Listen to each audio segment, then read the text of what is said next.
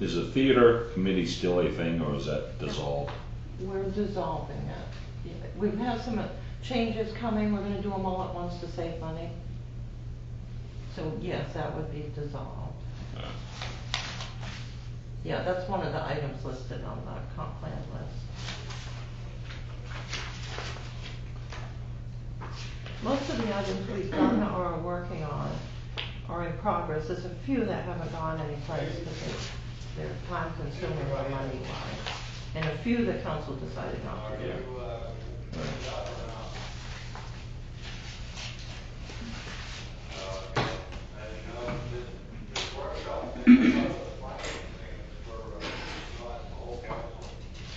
So when would the papers be coming up for the elections this fall?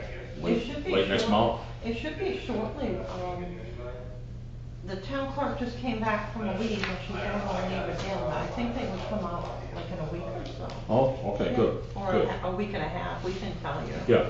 I announced it anyway. Yeah, perfect.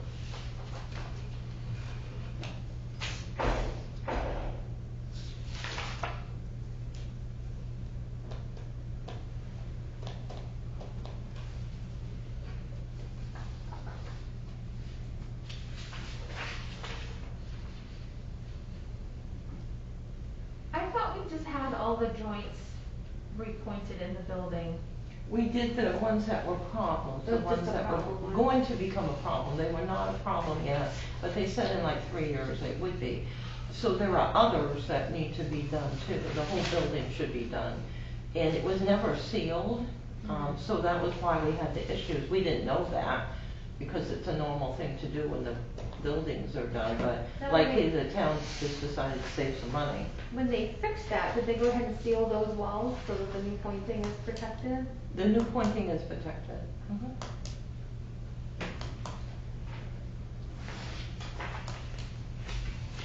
Do we have underground fuel tanks for the highway department? Pardon? Do we have underground fuel tanks for the highway department? When did we start? Under the project on the Okay. highway? Yeah, sorry, I couldn't hear you. Sorry. That's okay, we know why, it's our little mask here. All right, there's an underground, storage tanks, one for diesel and one for unleaded, that are at the highway department, and there's pumps there, and then they're set up so all the departments that need fuel go there. Okay.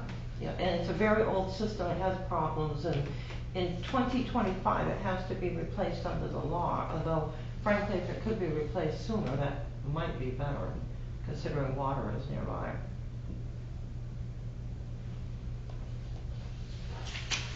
Okay. Why don't we go ahead and get started? We know Amanda's not able to make it. Brent, you said is on his way? No, he's not Get a hold of coming. him? No. Okay, and we've got Tim probably on his way. It should be. Okay, why don't we go ahead and get started? So this is a preliminary workshop for 2022 budget discussions. This is a workshop, so we're just talking about things, we're not deciding anything. We're talking about the concepts and costs, and then we'll set some priorities at the next council meeting, maybe? Well, I think you can discuss things, and if there's items that you know, it's informal, let's say you wanted us to, add a truck to the highway department, we can just plan to do. So we're working on adding to the estimates. capital plan. Yes, yes, Okay. if you have that, if you like, working on the capital plan and the water sewer, that's the emphasis, we'll keep on going, because you have one, updated one. If you wanted to research a new building for the municipal building, I'm just making up stuff, we could start on that. Okay. All right, since I'm actually looking at my agenda now and not the discussion worksheet, let's start with pledge allegiance. Pledge allegiance to the flag of the United States of America and to the republic for which it stands, one nation, under God, indivisible, with liberty and justice for all.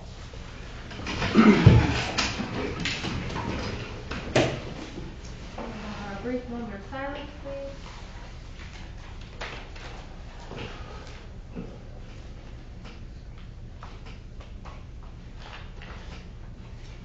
you. So we'll open discussion. First item is review of this comprehensive plan. There's an excerpt in your green folder, it says excerpt of comp plan. So this is the document that we'll look at. So I can go through this if you'd like. I've made notes regarding what we've done and not done, and what the council has suggested holding off on or seeing as important. And we can go over any sections you want. I think we can go through this relatively quickly. It might give you an idea, you might want to do Yeah, some of these. we can, just concentrate on the high points and the Correct. bullet points, and, because there's Yes. a lot of information we got. Yes, definitely. Thank you. Basically, the strategies. So for the historic resources, just to summarize, all these items are being worked on. However, with COVID, Historical Society shut down. Basically, they were almost all older members, and they communicate by email. They have not had meetings, so they've been rather inactive on these particular items. Although it would be good to have the little historic trail system that was going to be set up in the community to point out the historic sites to attract people here. That was one of these projects. For natural resources, 4.1, this is ongoing with the planning board, that is correct. 4.2, the planning board does use that. The planning board has worked on all these items. The flood ordinance should be checked on. So basically, as of last year and the beginning of this year, they had worked on these items. So going forward in this comprehensive or summary approach. We have strategies of engaging community-wide and regional efforts of the town's principal environmental assets, the Sibley Ponds, the Vasco River, and the Canaan Bog. So the first project, working on the water quality, 5.1, that was suspended by the town council, simply because there's only so much that can be done. 5.2, this one, I can only call it a mess. This is the Sibley Pond with all the paperwork on it and the many tax liens and confusion that went on, and whether the town actually owns it or not. So that is the only piece of land that we have that we could actually sell if we could get the legal status straightened out. So I do have all the folders on that, which we did pull out when we went through all the buildings looking for the materials on the roads. So that's landlocked? It's landlocked. How was that allowed to happen? Because It's a rhetorical question, I don't know. yeah, it happened before the law changed. Ah. So it was now you can't landlock anything, but before there are some landlocked parcels. I guess I wasn't aware the town had land up there. But you could sell. If we could straighten it out, yes. If somebody actually wanted it, it's swampy. The neighbors all run out, some with guns when you go up there. John and I went up once, so that was quite exciting. It goes to like a cliff where the water is way down. You can't, like the Boy Scouts used to go up there and camp. They don't go there anymore. But you can't get the kayaks or anything down to the water or back and forth because it's so steep. So it has limited value. Yeah. But it's the only piece we have that we could sell if we could figure it out. Well, I just want to throw this out there, I don't want to delve on this, but, I live out there now, I don't know everyone on the road yet, but, if the town wants a face to deal with it, I can certainly go talk to the people down there. If the neighbors are still the same, that could be interesting. There is a road that goes in through there. It was passable when John and I went in, but John's been gone for a few years now. I'm not sure how passable. I don't think it is, I was up there a little while ago. And when you say that's the only part of land that the town could The sell, real parcel, parcel. oh, from out in that area? No. Or from the entire town? Yeah, from the entire part, unless we took the town farm and tried to sell some of it, and I think that might create a ruckus in town, because it's a town farm, a historic property and everything. And it's swampland. The mosquitoes are larger than us. Okay, because I had the misfortune of going in there thinking I would, take a walk down there, and I had to run out. Okay. Yeah, land that the town gets is swampy always, or Yeah, has some sort of problem with it. Yeah, it doesn't mean, I mean, if we can sell it, Yeah. maybe we should. Well, the effort involved, you kind of a low priority, we can do it kind of in the background, that's why. Right, yeah, no, I was just kinda curious, some of that, okay, thanks. All right, Sebastopol Land Trust and other, for the Sebastopol River, there's been some, entities that have merged and they're not that active now. The Sebastopol Land Trust sort of went away, in some capacities. They do, purchase property. There's another group that we worked with which, merged with the land trust too. But that is something that could be looked at. On 5.4, until COVID hit, we were very active working with the different groups on the education and the student, especially the science classes would go to Manson Park, they would go to the Pinnacle and everything. So that was good. And there's kayaking that takes place. 5.5, continue stormwater sewer separation. Yes, that is ongoing. We have the CIP and we've done that, and we did a lot of it. And again, the monies are going to be available, so we'll be able to do more. We did $9 million of activities for separation are on the CIP, and there'll likely be more projects added. And we did 3.4 million previously. 5.6, work with DOT to preserve Sibley Pond boat access. That's actually the DOT's property, and that did get updated because we were insistent that that be fixed up as much as possible, not taken away, which DOT had decided it was going to do, and then agreed with the town they would fix it up so people could go in there. 5.7, best management practices. The Public Works Department is aware of the requirements for the culverts and how to do them. And they were scheduled for training, which is rescheduled, and then rescheduled again due to COVID and then canceled. The improve the non-motorized boat access to the Sebastopol River, especially Pinnacle Park and Portage around Waverly. The Waverly is complex. Fenler Park is a boat launch project being worked on.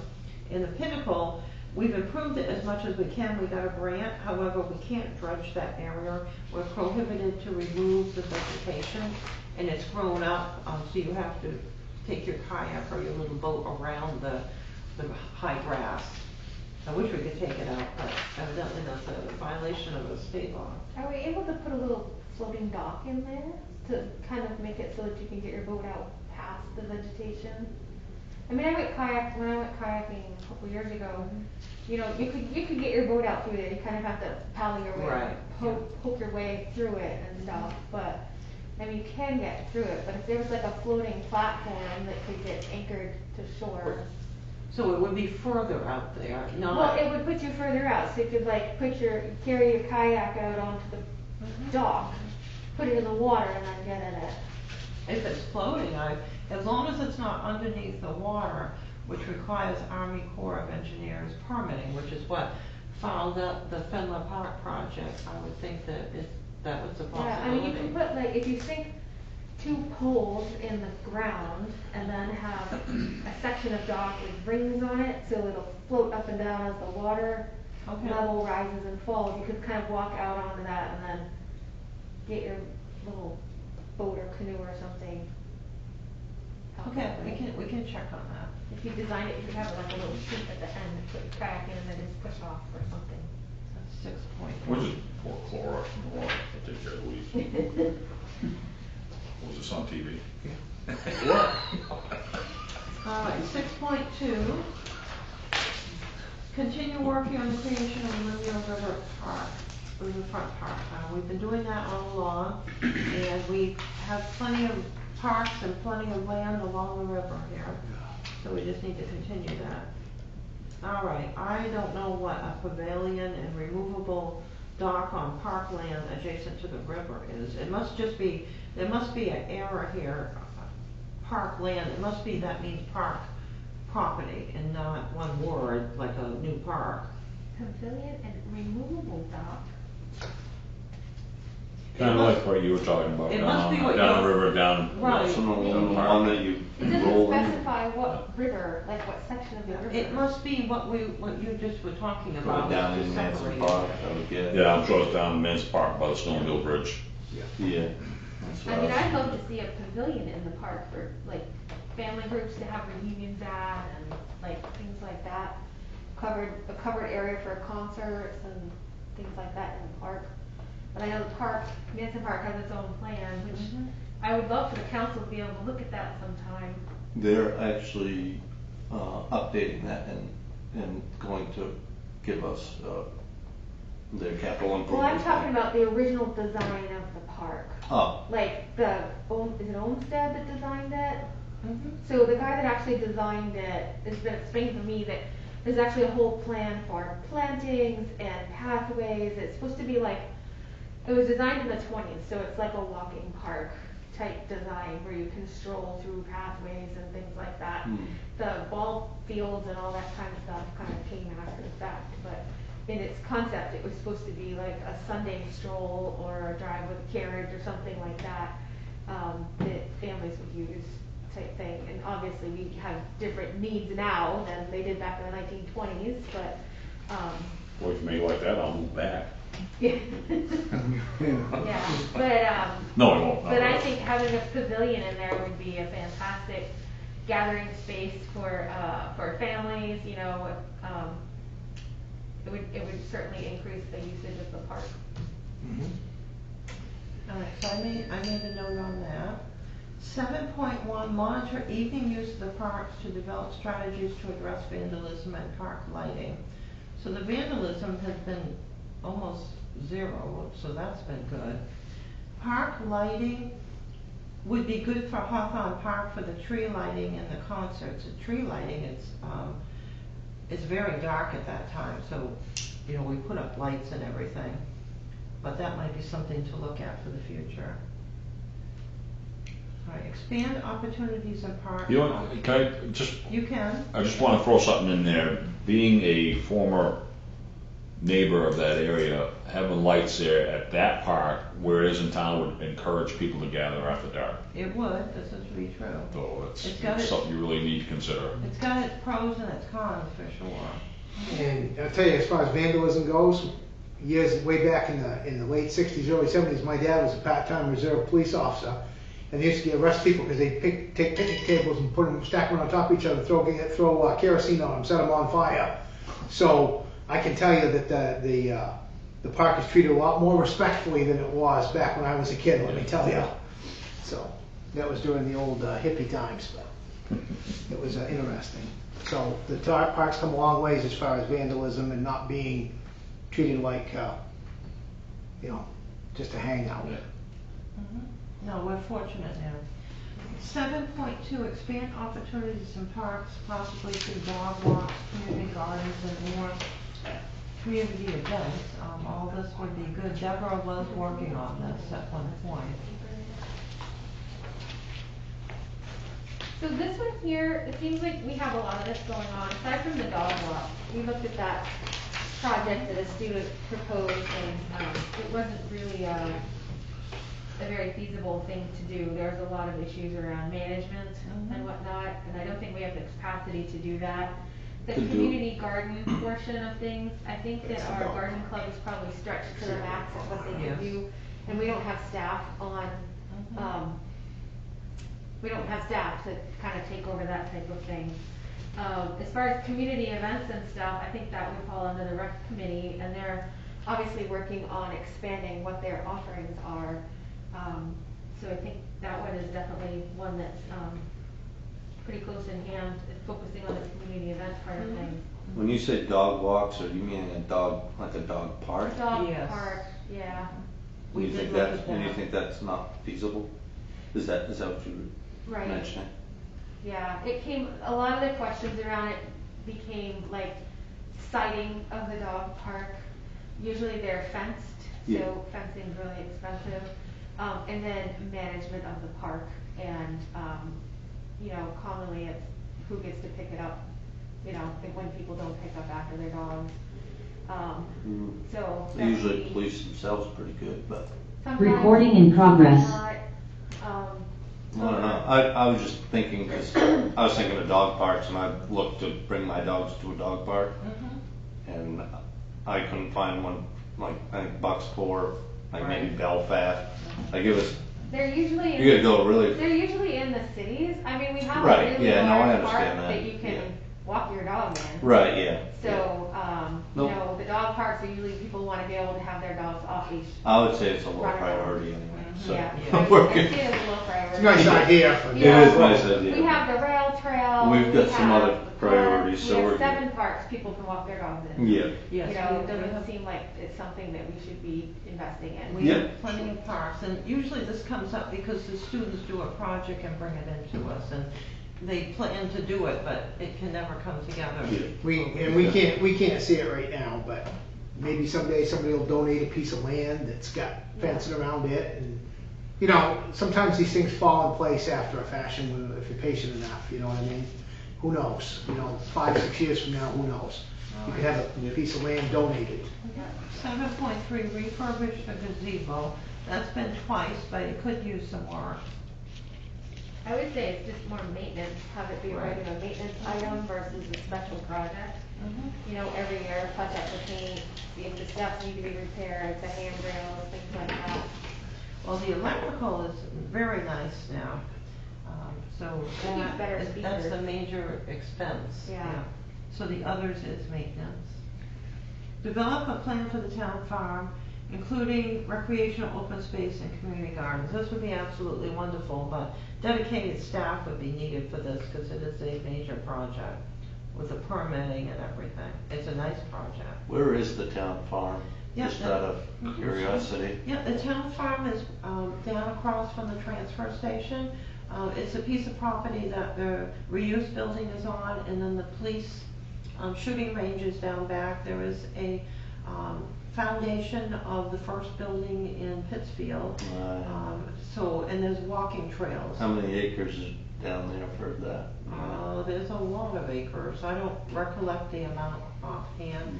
It's a big chunk that goes down to the river. Yeah. Much of it is. That's one of the swamp. things that Jane was talking about with the bus that sits there. Yeah, the bus is there, the car is going the way that they bring in these items. Everything comes in and goes except for the bus. And right now, there's 2 items there.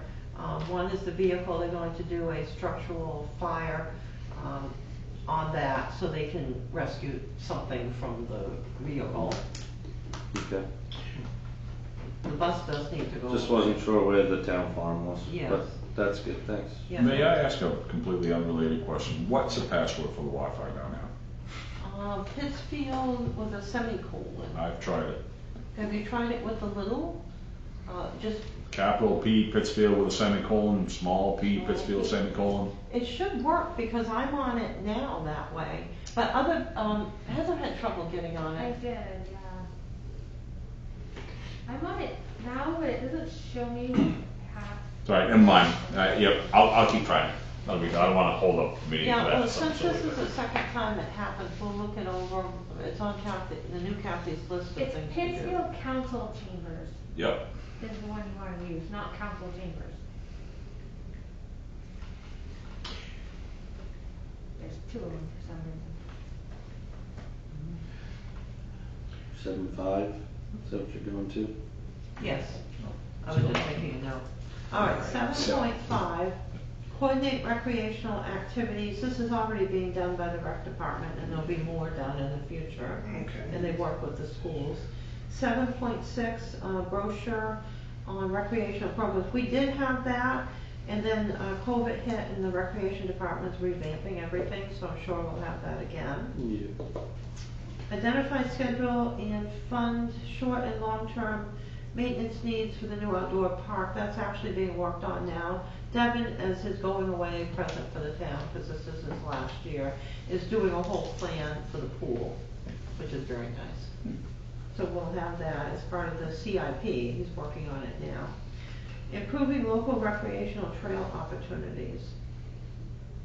All right, the snowmobile registration goes to the Drift Busters now. It has for decades That's ongoing. to help them. clean up walking trails at urban part of the town. Can I ask you a question about the drift busters there? Are there minimum obligations that they need to do to earn that money? Technically, no, however, they do go out and clear out the trails. I think during COVID, they were one of the recreational entities that did the best job of keeping the trails on. Right. The reason why I'm asking, I'm just getting into myself. I'm not doing this for my own benefit, but being into it myself, what I'm hearing is that it's kind of waning in the importance. People aren't getting into it as much as they I used think to. that's probably true, like everything. Yeah, like everything else, I understand, but so we should consider some kind of performance-based or goal-oriented. If they're not gonna do what they need to do and they still get the same amount of money, then we gotta reconsider that if they're not going to either, but anyway. I mean, because they're obliged to do something with that money. Yes. Because it's taxpayer money, when I first started here, I had heartburn over giving taxpayer money to a snowmobile club. And I kinda still do, but if they're going to get that, they need to, show some kind of performance with it. Yeah. But about how we measure that. The way it's set up though is that they actually have a contract with the state. And we sign off on the grant funding, we receive it. Yeah, there is money that goes through the state, and that's what we had That's paid. separate from the Separate. registration Yes, funding. yes. So does the I agree town with have you. a formula for what that Or something. percentage is Yeah. that we turn over to Taxpayers know them they're each doing year? something. The state has a formula of what they turn back to the town, and so it's been pretty standard around $1,500. It went down a little bit to around $1,200, and now it's up about $1,500. That's really not a lot of money. No, it isn't, but, if we did that multiplied by 8 I or 9 or agree. 10 different entities that do that, I agree. It would be nice to have a report from the drift busters. Just what I was gonna A ask. yearly report type thing about the work that was done, Yeah. because I know in the Right. grant form, they put down, they itemize, we're gonna fix this much bridges, we're gonna replace this, we're gonna do this, we're gonna clear brush, it's this many man hours. It would be nice to have an accounting of what they actually do during the year for that, for the council. It would be too, because then if somebody comes in and says, well, I'm looking this budget over, why is this money going here? Then you can pull it out and say, well, this is what, okay. Yeah. Yeah. Because that's something you don't just see driving around, you know what I mean? The other thing that I was aware of now that I'm into it is that the snowmobile map for town of Pittsfield is horrible if even existed. At a minimum, we'd ask to upgrade your map, make it look like something we can put on our website. So if people want to come here snowmobiling, here's the map for this area. Because every other town around here, they're very detailed about it. At one It time, took me a week and a half to figure out how to go from Sibley Pond to town. at one time, the map worked. Now, they actually draw on it and move the trails and everything. Yeah, and it's awful. It Well, doesn't those look trails good. have changed quite a bit too. Yeah, they have, but still, they should No, I have know, something I'm that just looks saying. very professional. Right. You know, A lot more than just, if you do that, you're liable to draw more people, which is good, because I know the Exactly. rec trails, Yep. when they have their detailed maps in these different towns, these rec trails draw people from all over, and Yep. especially where people have been locked down, I think they'd use the trails more, if Yep. it's more Is it detailed. to because somebody like me, I don't have a trailer, maybe I'll have one, but Newport, Corinna, maybe Unity, something that's within a day ride. I'd like to cruise around Pittsfield to see where the trails go, but I have no idea. Yeah. No idea. So here's an idea. The state has some grant programs for recreational opportunities. I don't remember what the name of the one is, Catherine. It's one we've applied for before. It's one that I had wrote you about developing the town farm for walking trails and nature trails, like maybe 3 years ago. So there's two grants. One is the capital building type, which we've had for Hawthorne Park. Well, we've had for like almost all the parks except for Manson Park. So that's one. And then there's our actual trail one where you need a 50% match. That's the one that we looked at. People wanted us to upgrade the recreational trail, and then the council decided not to do that. And then you mentioned it for the town farm, and then it was decided that we wouldn't do it at that Right, time. we did the trees Yeah. instead. But I'm wondering if that would be a project that if we didn't get a grant applied for it, that maybe a student at MCI would work on some GIS mapping or something like that, and maybe a group of students could do like a technology project to go out and help this snowmobile trail people kind of map and That's an excellent actually idea. walk through and do all those GPS things and then. There must be an Eagle overlay Scout or looking for a something. badge. Yeah, Yeah. yeah, or even the Boy Scout projects or Yeah. something. Because we've talked about it, why, I mean, I don't want to keep going on this, but this is something that we've talked about before, about donating the town equipment to maintain the trail here. You know, where people walk and they walk their dogs and all that, but then, you know, we talked about what if it gets in there and gets stuck and broken? It's still an ATV trail and a snowmobile trail. We can't make it for people to walk their dogs or ride their bikes because ATVs aren't gonna go for that stuff. And the point that I made is that this is not a destination. People come here to go somewhere else. So they don't come here to spend money. They don't start off somewhere else, end up in Pittsfield and spend the money in restaurants and buy gas. They're loaded up, they pack their stuff and off they go. Well, maybe we can become a place for people. Exactly, and to do that, let's start with the snowmobile trails, because it's essentially the same kind of trails. Well, that's a great map, because I've seen the one that they have. You know, I'm not faulting anybody about that, because it's 99.99% volunteer. Oh, it's Well, all. yeah. I think it ties in a little bit to your point with the GIS mapping and stuff like that. Like I've gone on to the Hamden website for their town maps, and it brings you to Google Earth, and you hover over stuff, and it says Mike Chinquette owns this land. They paid this much in this, you know, in 2021, and Yeah. and it goes down to very specific levels of detail. And I think if we were doing, they had a guide that you click on, and it brings you to the guy that did the maps for that town. He could obviously do it for this town and other towns, but you could tie that into the recreational snowmobile trails and stuff like that. Yeah. Because I think we're way, you know, that was one of my things that I don't really like on the website is how obsolete our maps are. You know, it's really cumbersome to The mapping click is on an issue. 25 to 35 individual PDFs that are done in 1960, and Yeah. you know, it's really not. If you go onto that Hamden site, that's sweet. If you Yeah. hover over anything, it tells you everything about the person's lot and land and everything I'll have else to like check that. that out then. I was gonna call the guy and just see, you know, who paid for it, how much it cost, what it entails and stuff like that, just to get us like a little background and dollar amount kind of Yeah. tagged to it. But I think it would tie in nicely with, you Yeah. know, snowmobile trails and stuff like that. The mapping is a deficiency that's been identified, because look at our assessing maps, for example. Right, well, We- yes. We do not have GIS, so, we went to the KV cog, for a project, and we tried to get a grant through, an office with the state that was doing GIS, but the match was so high, it was decided we wouldn't do it. The maps that we got from KV cog were very preliminary, so I think we would have to hire somebody. Right. Well, I know Kleinschmidt does a lot of GIS type work, and Yeah.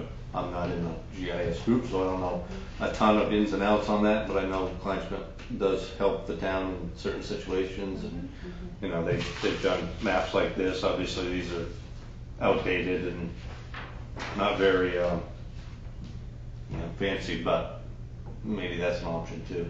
I hope that's not outdated, because that's. Well, I'm not saying outdated, but as far as the technology goes, that's Okay. pretty outdated All right, we better not have technology. changed any streets there. I got a quick question on that, Heather. Is this something that maybe the council should contact with a letter to the people in the Drift Busters or whatever it is, and just, you know, we talked, and, you know, maybe they could get together sometime and try to look at this so that they can update certain things that they're doing, so that they can draw more snow. You know, we feel that they may draw more people using the trail, which will grow their people and, you know, let them brainstorm a little bit, maybe get a hold of MCI and see if somebody can go up there and do that, and just kind of wave the flag and say, look, you know, I think that this, you know, if we update a little bit of this, maybe this will help you guys as a club, it'll help your membership, it'll help the people doing the trails, it'll help us, it might draw more business in for us, it might draw more business in for you. Just a letter that would, You know, we talked tonight. what I will offer, I can kind of be the point man for that. If you give me was it Jimmy Dunphy? Yep. Yeah. So I'll get his number from somewhere. I'll just give him a call and ask him, you know, do you plan on having a meeting anytime soon before the season starts? Because I have an interest in it now. Yeah. So I wouldn't mind, you know, approaching him and talking to him and seeing, you know, if you don't mind being, you know, having me as a representative of the council. I'm certainly not going to commit to anything. Tell them this is what we're thinking. You know, if you want, once you come to the council, we'll talk about it, because we're interested in, you know, trying to help you out here and make it more of a tourist thing, and, you know, maybe improve the club appearance. You know, so I wouldn't mind doing that if you guys don't And mind. Jimmy, I know Jimmy, and he's very receptive to Oh yeah, absolutely. I know Jimmy too. Yeah. Right. I think it would warrant inviting them to the council meeting at some point to be like a discussion item, and, you know, kind of discuss where they are as a club, because I'm sure membership peaks and wanes at different times and whatnot. My recollection is that they do most of the trail work after hunting season, but before the ground freezes, like early December. Just because you don't want to be out in the woods during hunting season, and most of them are probably busy hunting. But that's just my recollection, because the trail used to go through our property before we, you know, put fence up everywhere and put cows on it. So that makes a little bit of a detriment to putting it through. But yeah, I mean, I think that it's definitely an opportunity to develop more visitors to town. The trail here in town, before it got blocked off last year with those concrete barricades, there was always full of trailers and whatnot. Yeah, it's back to On full the now. trail. They're still coming. Yeah, so, I mean, if we can make it more hospitable, have it on a map where people can park, people can come into Pittsfield, maybe have lunch, and then go out for the day on the trails, because you can get to the Newport trails up the rail trail in different ways. So I think it's definitely worthwhile having them come in and talk with the council. Although that is privately owned right there, though. Yes, right? yes, they just It allow is, it. and we had Yeah. talked before about is there town space, like maybe at Manson Park, the park gets closed down, well, there's a big open parking lot there, you know, there's access, the trail is right there with a bridge, you know, so maybe we could, as a town, have the park be open and plow a small portion of it, so we can encourage people to park there. It's a little safer than right in town with trailers. And then easier access too, for them to get right on the trail over the bridge and off they go. Right. I don't know where the trail goes there, but it's right there. Yeah. I don't even know if that's a useful spot or not, but it's right there and they would be Right. able to get there. If, I don't have a problem with Mike being the contact person on the council to contact those guys, if everybody's all good with that, I don't mind him doing that. Yeah, I think it'd be a it good helps thing. having a personal invitation from somebody on the council. Yeah. They were very helpful when we asked them to fix up the snowmobile bridge, and they first thought it was a large project, but then they figured out how to do it, and they did a good job. Co-worker of mine's on the board too, on that Drip Busters board. Oh, okay, good. Either a treasurer or secretary or something like that, so. You never know what kind of ideas they may have either. They I may see come up her with. every Yeah, day, so so there's an option there. Do we want to move on to Sure. Pinnacle Trail? Yes, please. Yes, so for the walking trails, I think all are quite clean. There are some trails that are undesignated that run on the town property that's between MCI and the town in the Pittsfield Woolen Mill, and those have had issues in the past where MCI students have gone there and thrown trash and everything. It seems to be relatively fine now, running behind the library street. I think most of the trails have been fine, except for one area with the trails that are not designated, but people use them between MCI, the town, and the Pittsfield Woolen Mill. So Mike, could you mind being the point man for that, and contacting Jimmy? You got your man right here. All right, thank you. Absolutely. Much appreciated. No worries. And it doesn't have to be right away, just see if he'd be interested in Yep, coming, and yep. then maybe we can work with Catherine on where we have a spot in the schedule that we don't have too many other things going on. Yeah, I know, it's not gonna be, one and done, just give them a think about it, because, we gotta get them off top dead center, something they haven't had to do for years. Right. Well, that's our map, is fine, just kinda get them to think about, how do you wanna present yourselves? Like, you guys could be a destination, or, if you have more snowmobiles in the area, maybe you can have, these, fundraisers, or, work with the council more, where we're gonna have a, snowball festival or something at Pinnacle. Why don't you snowmobiles show up and we'll open up the roads so you can come up through, type of stuff, Yeah. that kind of stuff. Absolutely. Just get momentum going with it. Absolutely. So for 8.3, seek to extend the Pinnacle Trail to connect with the rail trail with land owner permission. I would see that as a bigger project. Look for other opportunities to connect the trail network. We're gonna figure out how to do some maintenance on that first. If our equipment doesn't really fit down there, and to actually fix it up. We had gotten the pricing together for a grant opportunity, and the council decided at that time it was too much for us to do. How much extra trail would that be? I mean, how would that open up the trails there? Because if there's a benefit to the snowmobile club, we can certainly.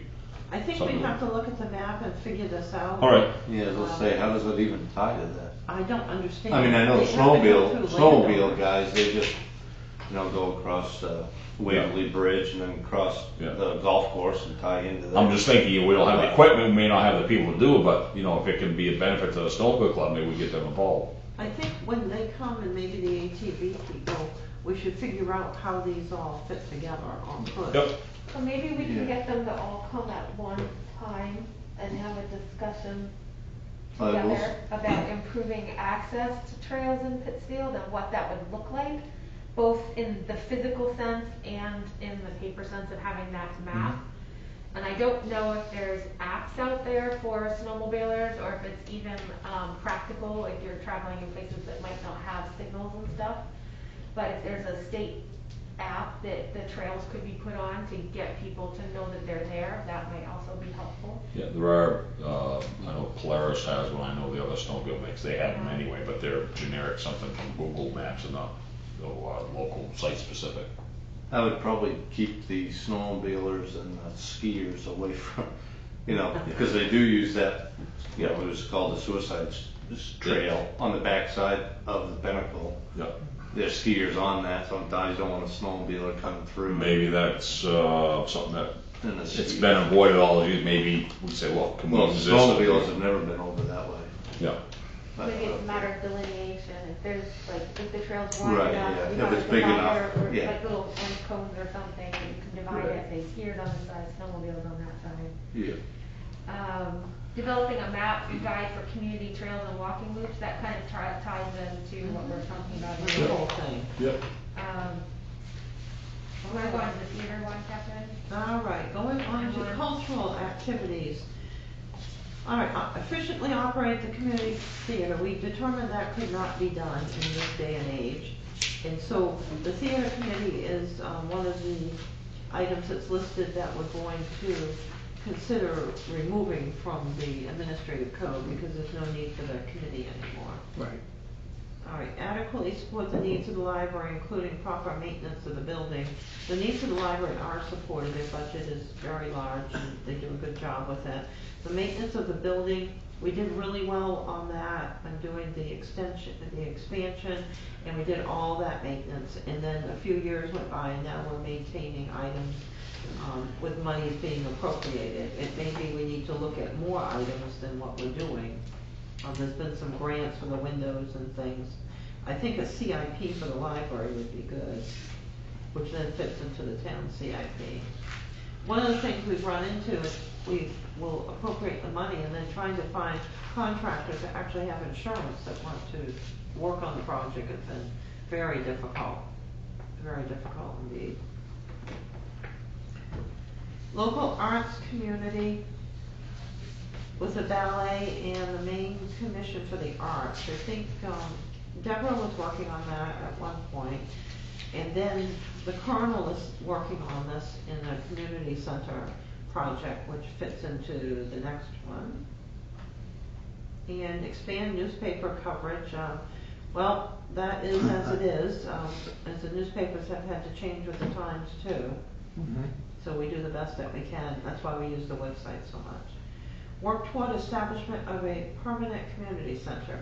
The Colonel is on it. And they wanted, let's see, town manager to evaluate center sites. I did that with the Colonel.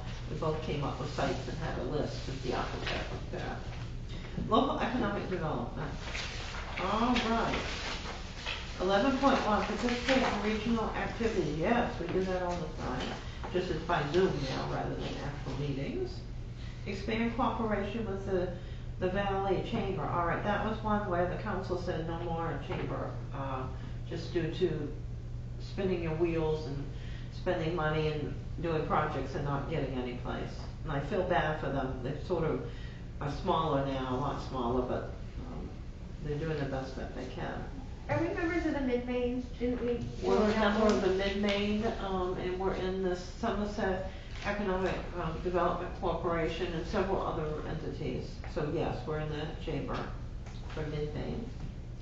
12.1, promote access to small business development center for business advice and counseling. We do have that information. A lot less people now go because it's down in Waterville and not at KB Cog and Fairfield, although Fairfield's trying to get it back. And if they do, then more people will go there. But we do referrals. Seek out and develop opportunities for skill training through adult ed vocational programs or employer-based programs. So we do cooperate with many different groups. We get all of the training items that are coming down through the Somerset County Transition Team. So those are sent out and distributed as much as possible. 12.3. All right, this one needs to be deleted because the town council decided a number of years ago that we would not use the Economic Development Revolving Loan Fund anymore for loans to businesses due to the high number that had to be written off, which were on the books when I arrived. And I did collect a lot, but I couldn't get it all because there were so many bankruptcies and papers not filed and there weren't the proper lien notices and everything. So the 12.3 we're deleting? Yeah, Okay, deleted. perfect. It's gone. Yep. Yeah, and that money Good idea. is actually dedicated to the Main Street project. Yeah, we're not a bank anyway. Yeah. 12.4, continue program of regional job fairs and business nights. That has changed now because people don't go to job fairs. It's all become virtual. So that's something we talked about how to do that. We team up with other groups, I would think. To me, if they were ever gonna have another job fair, I would like to see it be a county-wide thing, because it's too much to. It is too much. It's too much, I mean, we put these on for years, as you guys remember, but like you said, a lot of this stuff's online now, a click of a button, you can go on these different sites and all that, it wasn't like that 10 years ago. And it is nice to be able to go in and talk to employers face to face, but my opinion is, if they're gonna do that, then Skowhegan and Pittsfield and Fairfield and all these people should do it under one umbrella, not just us, because it's a lot of work. When we did it, we were a leader in the area and we've got a lot of accolades and everything, but its time has gone by. Yeah. It's of the past. 13.1, continue to market industrial park and location tax credits. We do that, however, all the lots are sold. So if somebody were to, like GE was to actually put their building up and not let it sit there, we would promote all these programs. That lot between GE and that next blue building, that's sold there? No, that there's like a big vacant lot. That's sold? All right, the land that looks vacant is actually owned by businesses and can't be developed. Okay, no, I wasn't sure.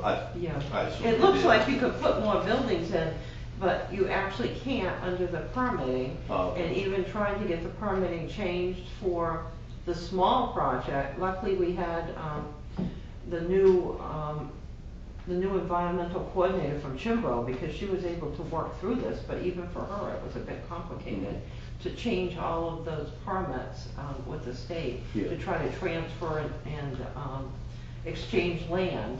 We have a huge preservation area, which is tied to the industrial park and the expansion, which is, backs up against the Webb Road. There's a small stretch right by the overpass that can be developed, but there's a massive tract of land that goes all the way up in the back of the industrial park, up past Sonico, up to the edge of the town's property that can never be developed.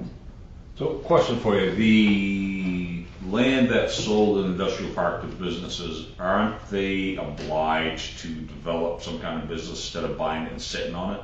I mean, that was the whole idea of a business, industrial park to increase tax base.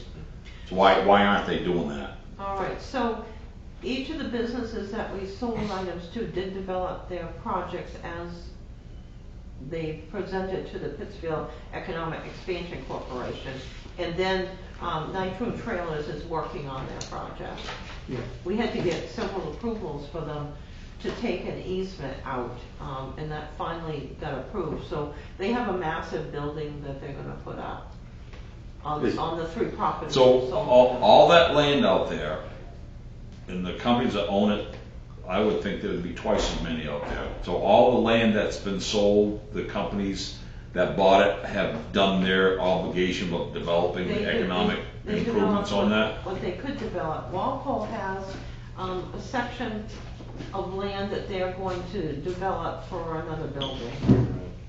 All right. It's like Nitro Trailer, they bought that and they're gonna expand a big piece, but we wanted to have another fellow was interested in putting a small business on it, there just wasn't enough room based on where you can build because of the wetlands and all that stuff, that's All what the makes it. restrictions. So everywhere that's able to be built on has been built on. They've all been built. Um, There is. That vacant spot, you know the one I'm talking about, right? Yeah, we can look at the There's map not, sometime. I mean, there's nothing sitting there, Yeah. and it's quite a big area, actually. The other thing is, But like you said, maybe it's, The environmental permits are just ridiculous. is the Rite Aid building still being utilized, is that being rented out or being used right Well, I now? think the lot was being used, the outside was being used for some time, but not the inside. like Yeah.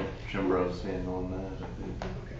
All right, Alright, Somerset Ave, developing 13.2, developing Somerset Ave as a gateway with improved signage, traffic calming.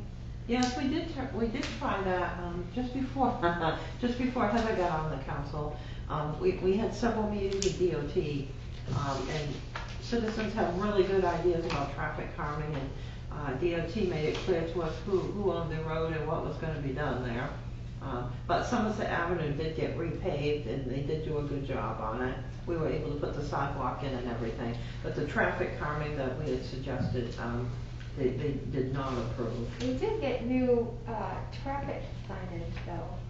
We got new signs all Flags along the on the road. 25-mile-an-hour and Yeah, whatnot. they set up the alternate truck route to try to keep the trucks from coming down Somerset Yep. Avenue. Oh. They did that too. So they did what they could do, but they would not do traffic calming. Yeah. Have we gotten that flashing beacon, speed limit sign? Have we got that yet? All right, so, Remember that? we got Little one. off topic. We got one that was put up, and we got one that Steve Vance refused to put up, as he said, I shouldn't have ordered it, I got a grant for it, I shouldn't have done it, because there's no place in town we can put it where it goes properly with the crosswalks and the handicap access. I believe we can fix a place. He doesn't work here, so. Yeah, I know. I believe we can fix a place. Okay. But it's gotta be on Main Street up by MCI as part of the overall project, because he said we can't do it on Heartland Avenue. Is this the one on the trailer that we can move around? spot to No, that's spot? a different one. Oh, okay. Oh, that's what I was referring to. Oh, okay, Sorry. that one has not arrived, there's a piece, Okay. there's some materials that, the company that DOT ordered them from, can't get the pieces in, you know, this problem with Naturally. supply chain. eventually we'll Okay. get here. Oh, Yeah, that's that will get here, All right. and we'll do that. But we do have a blinking flashing light that you can push the buttons, like the one we have on Somerset Avenue, which I Oh, really? applied for and then we couldn't get up. But there must be some place in town where we can put it. I wanted to put it on Heartland. That was explained to me I couldn't. So maybe it can go on Main Street. Down by MCI. Yeah, down by That makes perfect sense. Peltoma, across to Peltoma. It's always a weird spot there. Yeah. So, quick note, I don't wanna get into these little side discussions, kinda extend things out, but one question, a comment. Going up Somerset Avenue after you go under the overpass, from there to the intersection at Powers and then Higgins Road Straight, going out of town, that's 30 miles per hour. On this side of the road, coming into town, it's 45. It's 45 once you get past the interstate. No, it isn't. There's no signage. The last sign is at 30. So that sign's probably missing. is my That needs guess. to be addressed. Or if there's no sign. sign, sometimes that does mean it's 45. Not if the last sign you see is 30, my GPS and my truck GPS both say 30. All the way to that 45 past the intersection. Yet coming into town is 45. But I just want you to think about that. I don't want to deal with it now because we're gonna get off at a totally different, That's not totally real us different. though, that's the state we need to. Yeah, Well, we're talking about that area, that's why I wanna bring it up, that's all, and we're talking I'll about the make a speeds. note. That's a Right. state section of road, we can ask. That is? We can ask him. Yep. Yes, yeah, we can ask him about the strange signs. I think that it's are a there. state road until you get to Crawford, and then it turns into a town. Yeah, it's a state road in that section. Oh, yeah, because the state goes right up by Phillips Corner. Yes. That's state, yeah, it's straight as not. All right, I didn't mean to get us off track No, it's again, okay. sorry about that. It's good to mention these things. Yeah, let's continue on, we got the bigger pie to hit here. Meeting series identifying infrastructure and parking improvements, facade improvements and amenities for Main Street block is planning board, but I don't know that the planning board is doing that. We talked about doing that, having like a round robin discussion with the council and the planning board and the community to come up with 3 topics to work on. And then COVID hit. We were all set to like pick dates, and then COVID hit, and all that got put onto the way back burner. Not even on the burner. It just got, you open the pan drawer and you throw it back in the drawer. So that's kind of where that is right now. But I'm sorry, which one are we on here? Which one did you just do? 13.3. 33, okay. It's basically to Yep. get information from businesses about planning. Yeah, Or- well, yeah, the implementation is at planning board, which is appropriate. So I guess we think just give them a little budge. for Main Street, we're gonna have parking improvements with the Main Street project alone. It's gonna improve some of the parking situation downtown on Main Street. A little bit, yes, it will. It'll be a lot clearer as to Yeah. the spots and everything. The informational session that we had was very helpful, so I think when the Maine DOT has their session, we make sure that citizens know about it, and we contact the businesses and make sure they know about it so they can see what's going on. So in a way, the town sort of is doing this through the Main Street project. So going to 14.1, we did have a Buy Pittsfield initiative. We did that for about 6 years, and it sort of died out because less people participated in it. But we did do that. We could do that in the future.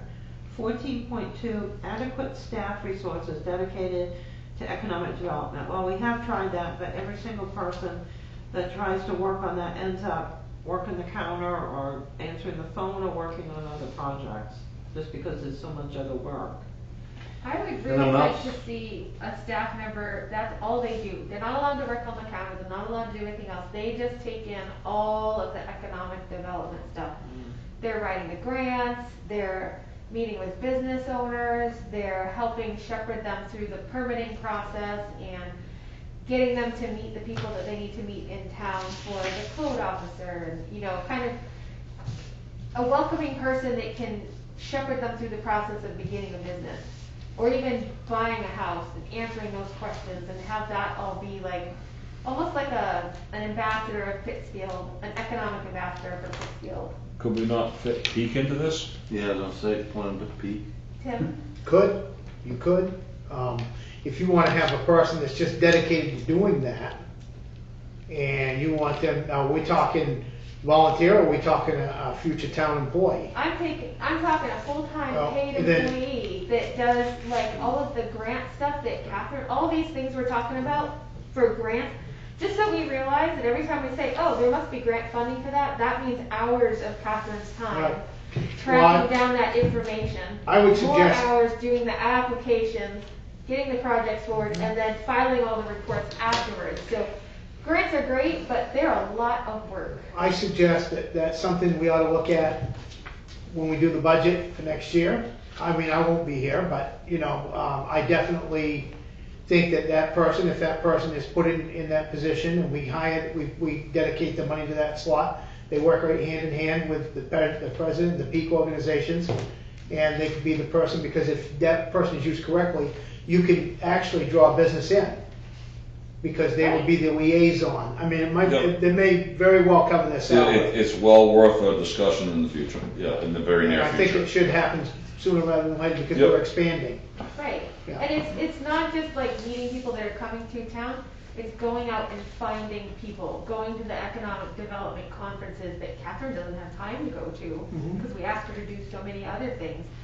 Making those contacts and working with Peak to kind of push projects through, maybe bringing projects to Peak to work on, and kind of shepherding those things through. And maybe some of the, I know we don't use it much, but you need some of the chamber. I mean, she doesn't have time to go do all that stuff, go to all these meetings and all. But like you said, if you had a full-time person doing that, was just dedicated to that, then yeah, but I definitely think you should look at it during budget time if you want to do it for next year. I know it's going to be tough to fill that, because Yes. it's that's a It's a that's a special thing. skill It's set. a real Well, special thing. there's also the Main Street program where the town would fund like a third of the project and have that person fill that role. And then businesses would fill the other third, and then private funding would fill, community funding would fill the third. And I could see, So the town wouldn't be footing the entire bill, and the Right. town would definitely You benefit. still need a person to coordinate that, though. Right, that's how you what pay for that person, coordinating. is you have those three pots of money working together. Right, but we pay for that person by doing that, however, we need a person to do that Right, initially. there still needs to be a person. So, yeah. And it takes some work to set up that. And I can see them working with Chimbrow Yeah. and Puritan and these different places. It's definitely a new position, but it's a position that has very unique skills, Yes. as Lee and Mason would say. And a very large salary when you look at the salary surveys. We gotta work on That's an commission. issue. Yeah. Yeah. Ooh, that's an idea. Work on commission. Wow. All right. All right. Thank you. All right, very good.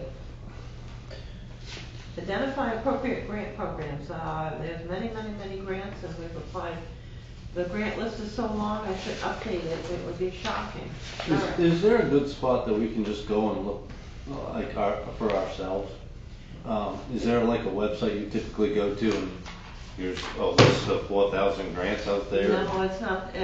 There are programs you can sign up for, but frankly, I haven't found them. You just have to kind of dig Yeah. specifically, Yeah. I want this specific Yes. thing, I gotta go find it. Keywords, and then there are certain grants that the state and federal government have, so you sort of scope them out. Mhm. And then we'll have a really good announcement at the next council meeting. I'm very excited.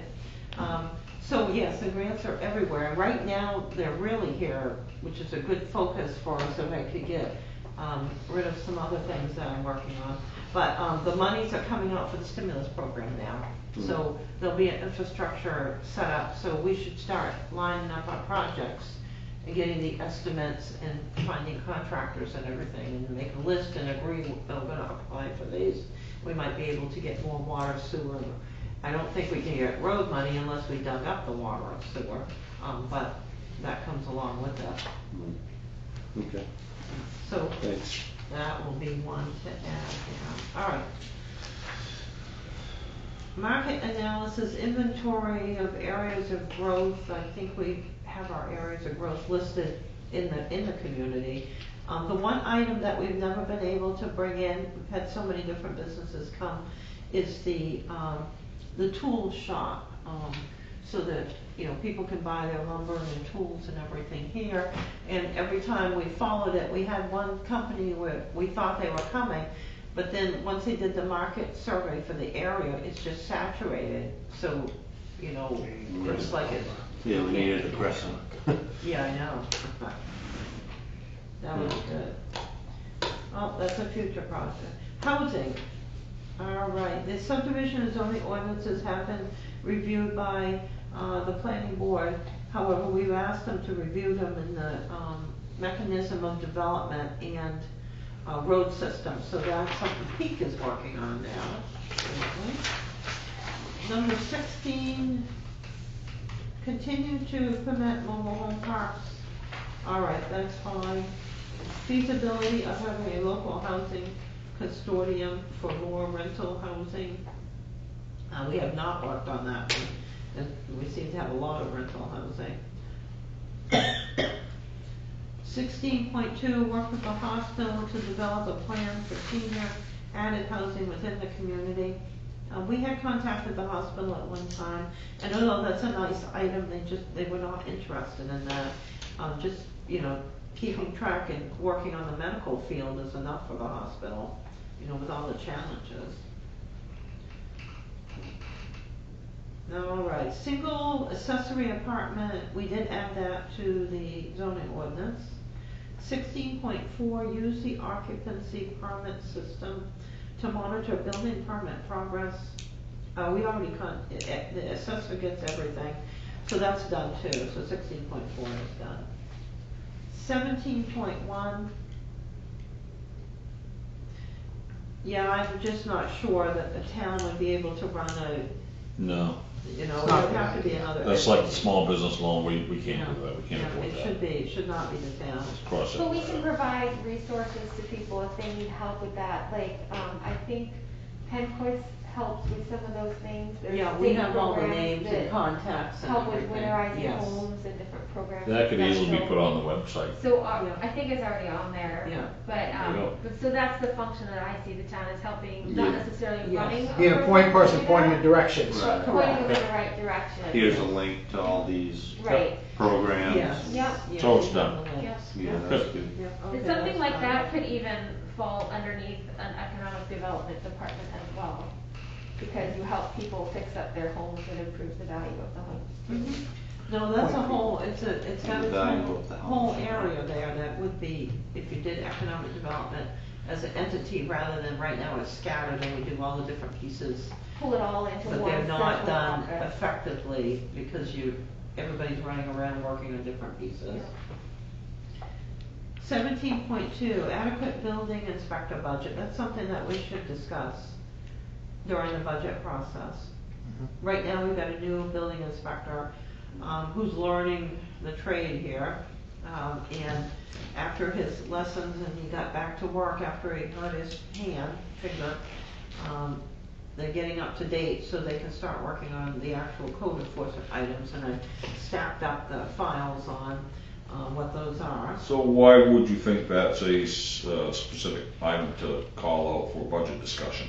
Well, Are we talking a person's salary? yeah, No, we're talking no. a person's salary, Funding. They're basically. talking about funding to Yeah. enforce Funding for the the court codes process. on property owners to take them Okay, to yep, court gotcha. and all that good Yep. stuff. Yeah, Gotcha. I think the CEO will be more enforcement orientated. However, he's still gonna be limited on time because it's a part-time. Yeah, job. we need to put teeth in that law, that's gonna cost money. Yes, that would Okay, be true. all right. All right, 18.1, we do that. 18.2, address issues of nuisance of Community unco- service that would be nice, organizations. but that's a liability now. Home basically. occupation standards, what do you mean? Oh, I'm sorry, 18.2, this is having community service organizations go in to help people with their unkept yards. We tried that, and that was good in the olden days, but now that's a liability for the people and for the town to do.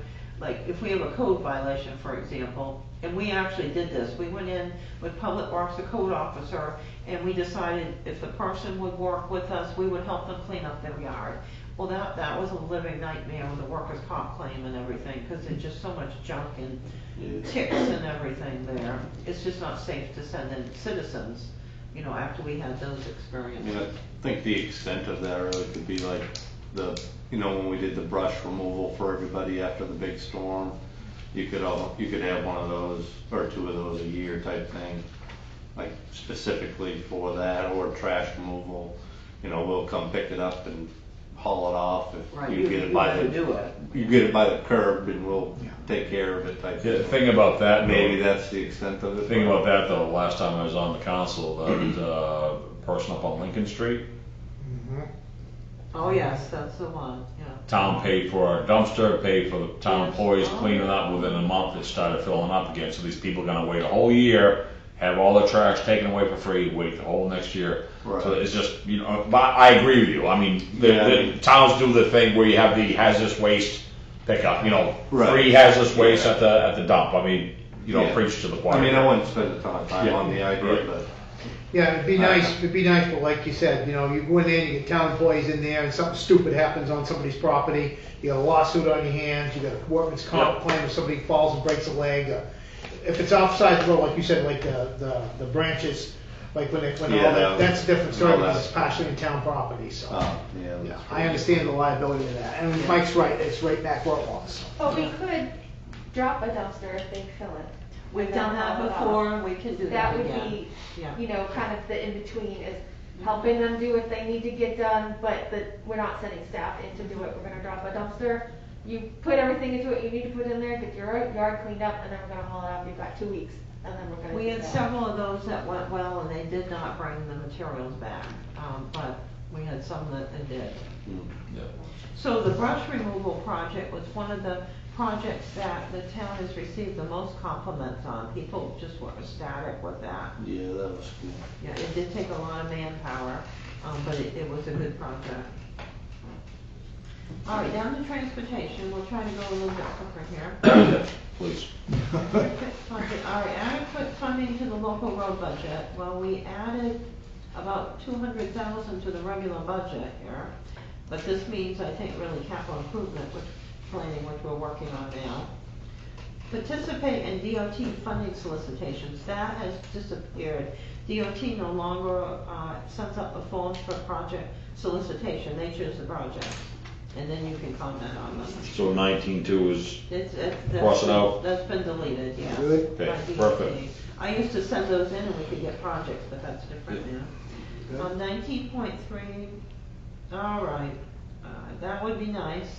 We did apply to the Maine DOT twice, and got told to, you know, not come back at that time about that industrial park street, which has a 45-mile-per-hour speed limit that shouldn't be, but under the law, because the buildings are more than 150 feet apart, you can't have anything less.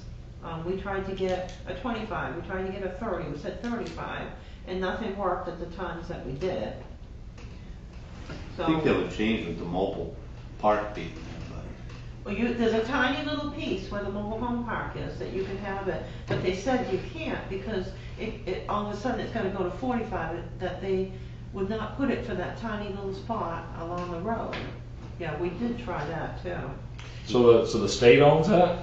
The state has to approve speed limits and do a study. Even on town-owned, maintained roads, Yes, even in the yes. industrial park? Yes. That's not a throughway? Is it? Because it isn't a throughway, it's an industrial park, It's people an use it. industrial park, but it's also a truck route too, a truck alternate route. All the more reason why I think going through mobile home park and a truck route. Anyway, I'm sorry, I'm doing just what I didn't want to do is hold it up here. Is Well, this we something- all- move We on. all actually agree with Yeah. you, but we've Yeah. been through Yeah. this. So No, I stupid, it understand. ain't even funny. Yeah, Is this something that we even need to have on here? Can we just, because it's a DOT issue that we can't fix, can we just delete that, Catherine, or? No, you can leave it there, I can try again later Well, Okay, on. alrighty. Yeah, but, maybe Yeah. there's a new engineer coming, maybe it'll be helpful, I don't know.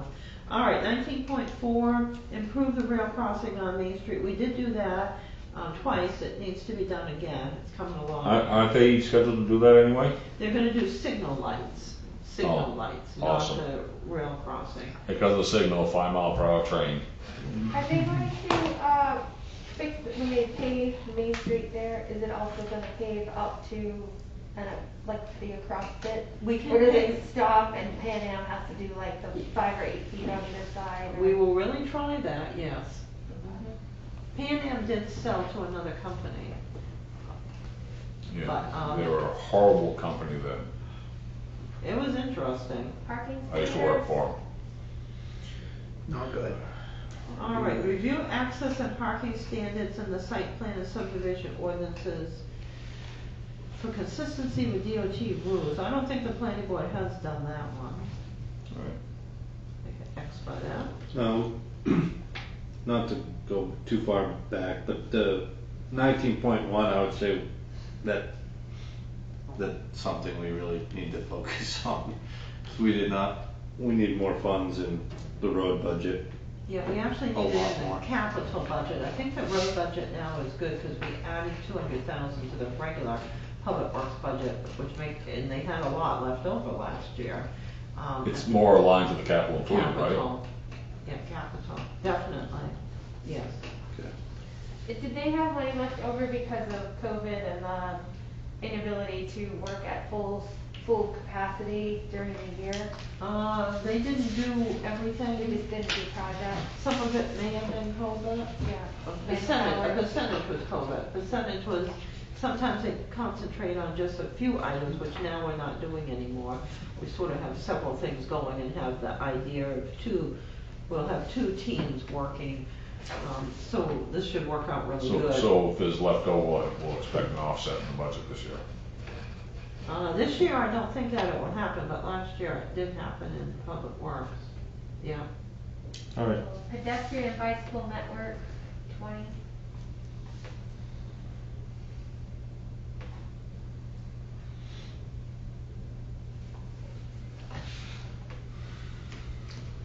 So 20.1 seems like a repeat. It is a repeat. I was thinking that I missed Otherwise, it. other than the fact that it added crosswalk and gateway signage, Yeah, that is a Right. repeat. All right. maybe just the focus of pedestrian type stuff. I would just say, we need to make sure that we get our crosswalks painted in a timely manner in the spring. I mean, when we're getting them painted in June and July and maybe not at all, it should be one of the first things they're doing in the spring, so the paint comes off during plowing. Yeah, it was, and it will be again. It's listed now for them. They're all set now. It will go back to the way it was. So do we need to do 20.3? I remember talking about that 3 years ago. We did that several times, and now you can't have little pieces of safe routes to school like we would do. You have to have a big, massive project. So they sent back my last grant application and said, don't bother. Because they want a big project where you're building it with Maine DOT coming through Main Street. We're gonna do safe routes with them. because Right, but they're didn't so we limited. talk about that 3, 4, 5 years ago? 5 years ago. We did it several times. We had- So it has to be done again? No, these No, are it's just just listed still on on the here. plan. Yeah. Okay, well, that's why I'm asking. Has this been done? Does this need to stay on here? I see what you're saying. Or is it an issue? I would leave it there, but I. But if we've done it already, why are we leaving it there? Yeah, I wouldn't leave it there. if it's Because done. at some point, the Safe Routes to School program could change back, so we would be eligible. Well, when it changes back, we'll put it on there, but if it's not necessary, why is it in there? We went through gyrations, unbelievable to get that the last time. This is just a working document, like, we're not changing. No, I understand that, but there are other things we're taking out that we don't necessarily, so if this is necessary, leave it in there. If it isn't, let's get rid of it, let's move on. So cross it off the list for tonight, we Yeah, don't need to. we're not address gonna that. And that's what I said. But If it's not needed, crossed off, we'll put it on later if needed. All right, we're not doing that one because we're not eligible anymore unless Okay. they change the law. So I put an X by that one. Alrighty. I didn't know it was safe road. Yeah, it's a grant for getting the pedestrian walkways and the sidewalks to the schools, safe routes to schools, safe routes to walking. I thought they already have safe routes. Well, there was some sidewalk improvement that was done. Yeah, I've done 3 grants. Okay, yeah, we're good. 22, that is the signalized lights at Main Street and Honeywell. That's down. And those will have some, the improvements that DOT will permit, that will be part of the Main Street Main project. Street project. Yeah. I'm trying to skip that. All right, on to the next page. 20.4, a bicycle pedestrian plan. We did do one, Katie Tom did one with us, so, Yeah. yes, we have one, we have a working group and everything. Did that get finished? It did get finished, yeah. Okay. And it went out to everybody, and got posted, people had copies. 21.1, DOT funding. Oh boy, we've done enough of that. What airport monies are coming left and right We're here. all good. 21.1, yes. Don't waste time. 22.2, What does that even mean? 21-1, noise and glare from the transportation system doesn't create a nuisance? there actually is a section that talks about local Transportation. areas of importance, like aesthetics, coming in town, looking at MCI is one, and this fits in with this somehow. That's low. Is that one of them, is that one of them things that, It's a weird one. yeah, is that one of them things that we even need, really? No. I don't see it addressed. I would propose we cross off 20. Yeah, but I it's an agree. X, it's a weird Perfect. one. I'm on board. Train public crews to work in best management practices. They were already doing that. They are, have greatly improved, they were scheduled for training, it got canceled by COVID, we'll schedule them again. Support for a tree planting program in the urban portion of town. I've had a We lot. don't have an actual tree planting program, but we participate regularly in the canopy grant. We have a program. tree planting program when we get a grant. Through, yeah, Right, through, yeah. so this is supported by grants. Right. Yes, yes. On to public services, 23.1. Cooperative purchasing, yes, we do that all the time with KB cog, with the schools, we talk to Newport quite a bit, nothing jives, but it doesn't mean it won't in the future. Dedicated staff time to search and apply for grants, all right. Would be economic development. Yeah, and Okay. yes, I've spent enough time on grants here. All right. All right, 23.3, team approach to, let's see, joint projects, yeah, we all have to work on it. If we didn't, the projects would not get done. That's specifically you. Yes, that has to be done, yep, all right. That actually, that's specifically a function of your job anyway, so it Yes, really yes. shouldn't be on this list. I know, I agree, there's a few of them on. Okay, well, like that. can we cross it off then? Yep. Yeah, Okay. I do that Really not a anyway. budgetary discussion. Yeah, we do that anyway, all right. Okay. Good enough. 23.4, welcome community involvement for the use of, we had the welcome packages, and then people started taking them apart and wanted different pieces, so now we just have the documents and they can choose the ones they want. I would say that falls under economic development as well. Yeah. All right, make a special effort to involve youth in civic activities and community projects. We did reach out to Boy Scouts, Cub Scouts, we reached out to MCI We- multiple we do times that. on recycling and reuse. I'm sure there's more we can do. Ongoing, we always. Yeah, it's ongoing, so much of this is ongoing or been done. Work with the county sheriff's office to ensure adequate police coverage while securing an equitable funding policy. I don't even know quite what that That's- means, because we work with the sheriff's office, they come here all the time. To me, that falls under Chief Bittmore's, It's like the budget. yeah, that's his Budget. department, I so agree. I don't even know why that's even there. I mean, to be honest with you, I Yeah. mean, that's part of their And duties. if as it a does police get to the chief. point where we discuss it, that would be presented by, chief, Right, you know, I during a budgetary. I don't see any reason. Yeah, really, Yeah, that's capital okay. improvement. So 24.1, we can, Put it X by.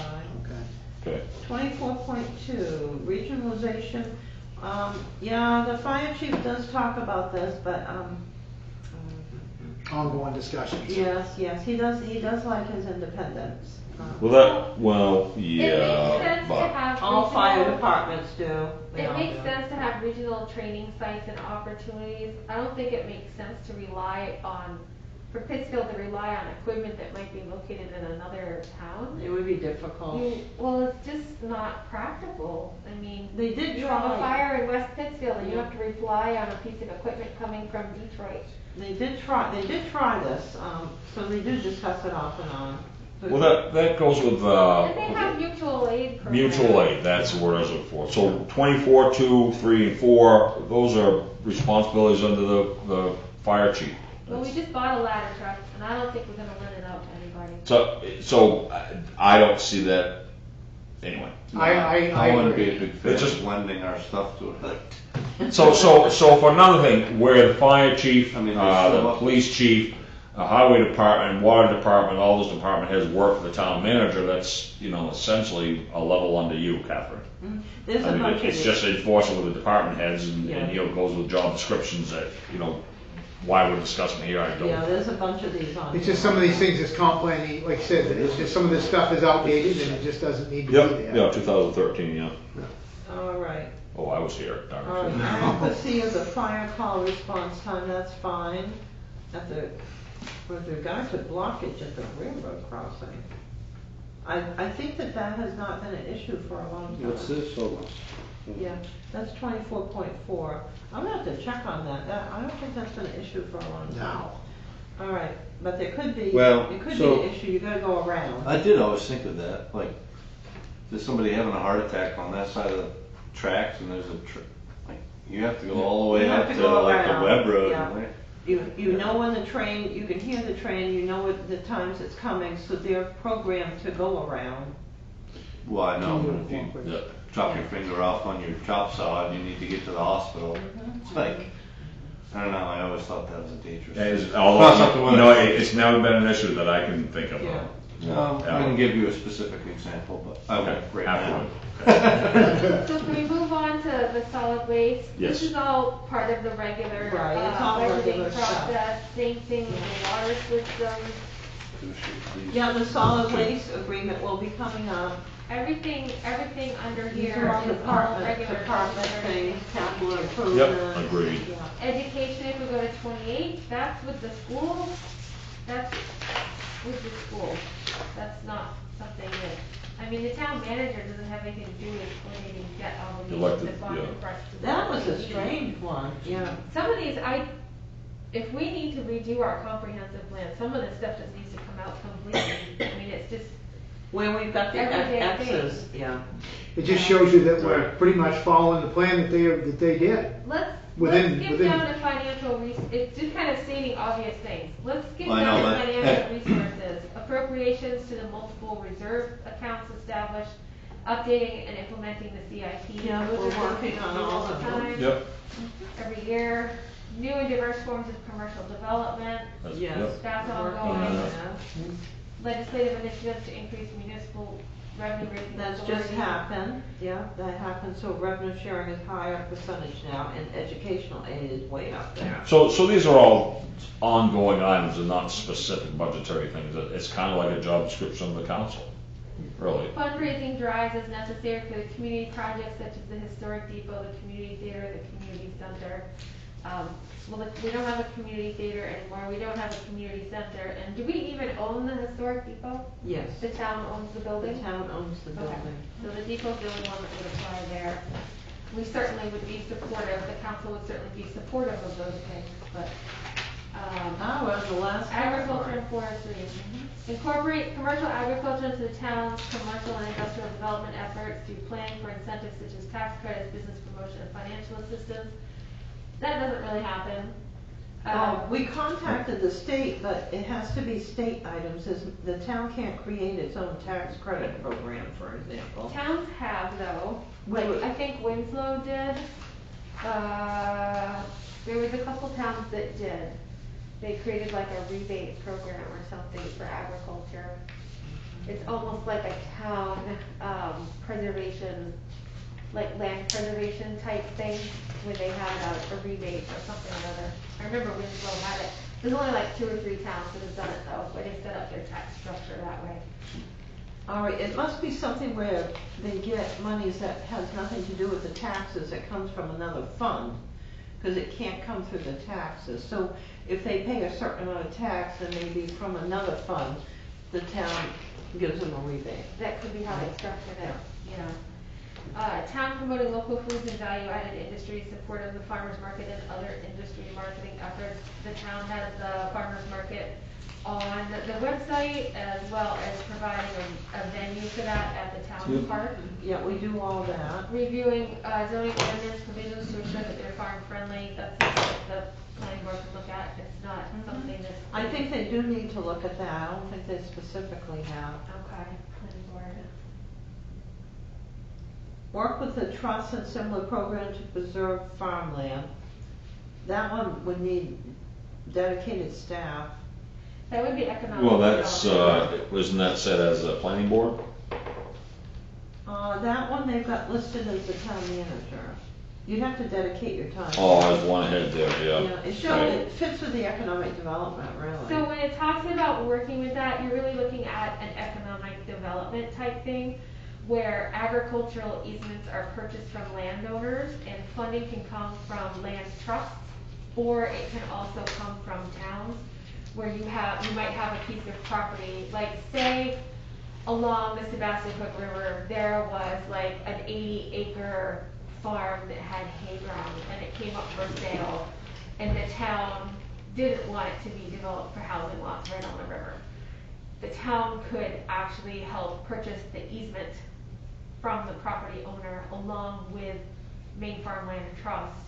So you'd be putting extra money into the easement program in order to preserve that land. So say we wanted to preserve land, if we didn't already have 7 parks and we didn't have some place for people to go to, we didn't have the pinnacle and this had appropriate land for recreation, that's how you could utilize that. But I see this just as a function of providing information to people that might be interested. That would be done by towns that have really kind of like a shortage of land, like, you know, different towns around our surrounding area that are very limited in parks and very limited in that sort of thing. That would help them. They don't have green space like Right, they don't have green Right. space like we do, I see. Usually the farmland easements like that are more urban places, like, I wanna say it's either South Portland or Saco, the last farm tract of land available in the entire town was put under easement by a local farm trust group, because all the land was getting gobbled up and just had houses all over it, and there was no open space in that town left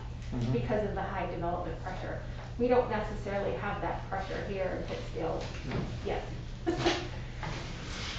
Solar panels on everything on the other stand. Yay. All right, what document do we want to go on to next? All right, so what we got out of this is that we're doing almost all the items. There's a few that are unnecessary. There's a few that need to be looked at, but our emphasis should be the infrastructure, recreation, economic development, the CIP with the water, sewer, and highway is what I got out of that. Which is where we were going anyway, so it all did fit together like it's supposed to. So will we be going over the preliminary discussions next? Yes, let's start on the left side, and we will quickly go over to the right side. The left side, where are you going? In your What are you talking packet. about? I mixed up my papers, so tell me. So are we starting with this sheet? We're starting with that sheet. We're starting with the Preliminary preliminary discussion sheet. All right. So, we were to put together some ideas or items to look at, and so, I surveyed the staff, and we got very quickly things that we can look at. Number one, water and sewer billing outsourced. The employees have talked to, several times now, and we had talked about this here. It's thought, and rightly so, because we're spending 60% of our time on water sewer, that if we did outsource the water sewer billing, we may be able to take care of things, all of our statutory duties for customers, and not spend so much time on utility business. So this is not included with the Oliver Associates. Correct. Taking No, over the not water billings, they department. do not do billings. So this is something to think about. I thought, we'll get a list of the different companies, many of the water districts around here, Newport and Clinton, all outsourced, so let's see, is this something that works or not? So I guess bottom line, if we're not saving anything, Right, yeah. just don't even bother. Yeah, so if we don't, we need to figure out how to deal with the workload. So, I wrote down how I'm doing all the bookkeeping, and so that was supposed to be a temporary thing, because a position got cut and the front office staff couldn't absorb it. So I don't mind doing it if I'm not doing other things, so. Can the process be made more efficient? I mean, is a lot of it done by hand, of how? No, it's done in the computer. I guess we don't need to discuss the particulars now, but there's always some way that can be improved, because you're doing the water and sewer, and a lot of it's repeat. That is a repeat system, yes. Yeah, so if it's not electronic or computerized, it's worth the investment to do so. It should be a quick click, print them out, send them out, done. Oh, no, it's not. Well, Well, it should. but compared to the way it is now, because that should be a fairly efficient department. If you're But you're saying you're spending talking 60% of your time on something that really should not take that long. Oh, I- That much I of think- the load. I think everybody would wanna talk to you about that, but I think. Well, that's what I'm saying. I don't wanna talk about details, because we don't need to do that tonight. All I'm saying is that we need to look at how Well, it's we being need done to- now. So when do we Well, that's talk what about the we- I- details? I 'Cause think we we look need at to the- at some point. I think we look at the. Well, let's talk about outsourcing. details now. Hold on, No, I'm just Hold on. asking when is it? Hold on, Yeah. Catherine. Yes, I think we look at the outsourcing, and if we looked at other systems at the water districts, which are more efficient likely than we are, maybe we could pick up some tips, or maybe it should be outsourced. We need to do a study. Yeah, we do need to do a study. Right, and I'll reiterate my point is that we need to look internally to see if we're not doing the right thing. If we're doing absolutely everything the best we absolutely possibly can, We did. and we're still not doing it, then yes, let's look outside. That's We what did- she just said. We did revamp it. We revamped everything. We have a little manual. No, she did not say that. She did not say that, Heather. She She just said they were gonna evaluate what they're doing and get pricing, and then we'll look She at. was talking about going out for price to see if it's worth to have that, okay, never mind. I Never don't mind. think we're gonna save any money, I don't think this is about saving money, it's not gonna cost. What do you us mean that. it's not about saving money? What are you talking about? That's what the whole It's budget not- thing is about. No, it's not. It's not about saving money. It's about saving employees' sanity here and trying to keep employees that are not overworked. Well, the whole, If we can have it outsourced and have the same amount of impact on the budget and have our employees not have that workload and not have, what, 500 people coming into the office every month to pay their water bills, that alone will save. exactly my point of looking at how we're doing it. If Right. we're not doing it efficiently, we need to revamp how we're doing it in-house instead of just going out and having someone do it for us. Well, we did. We may not be doing it the absolute best way. That's all I'm saying. Let's look at how we're doing it first, and if we can improve it and gain something, fine. If we can't, then yes, let's do that. That's all I'm saying. That there's improvement. You can take any department in any town, anywhere. You can improve it somehow, somewhere. Has it ever been looked at that level? Yes, we did, we did revamp the water sewer department, so it does run much better for the billing. However, it still is very time consuming. So in looking at the outsourcing, we can also look at how departments in other water districts do this in-house too. So we can do a study. I think that would be helpful, but we do need to look at it. Yeah, it would be helpful Yeah. to know what our current process is and Yeah. how we're doing it. And Yeah, no, very good. I currently am doing the bookkeeping after the position got cut, and I don't mind doing some work. Treasurer work does have to be done by the town manager, but this is something we talked about before, whether we should have a bookkeeper or not. So I'm not saying we have to, but something's got to jive here. What- Three, What's Emily? she's a deputy treasurer. She works on GA. She was doing HR. She does the payroll. She works the counter a lot. We do. Everybody works. the Yeah, counter. no, I know that. I knew it said treasurer and I didn't know. Yes, yes.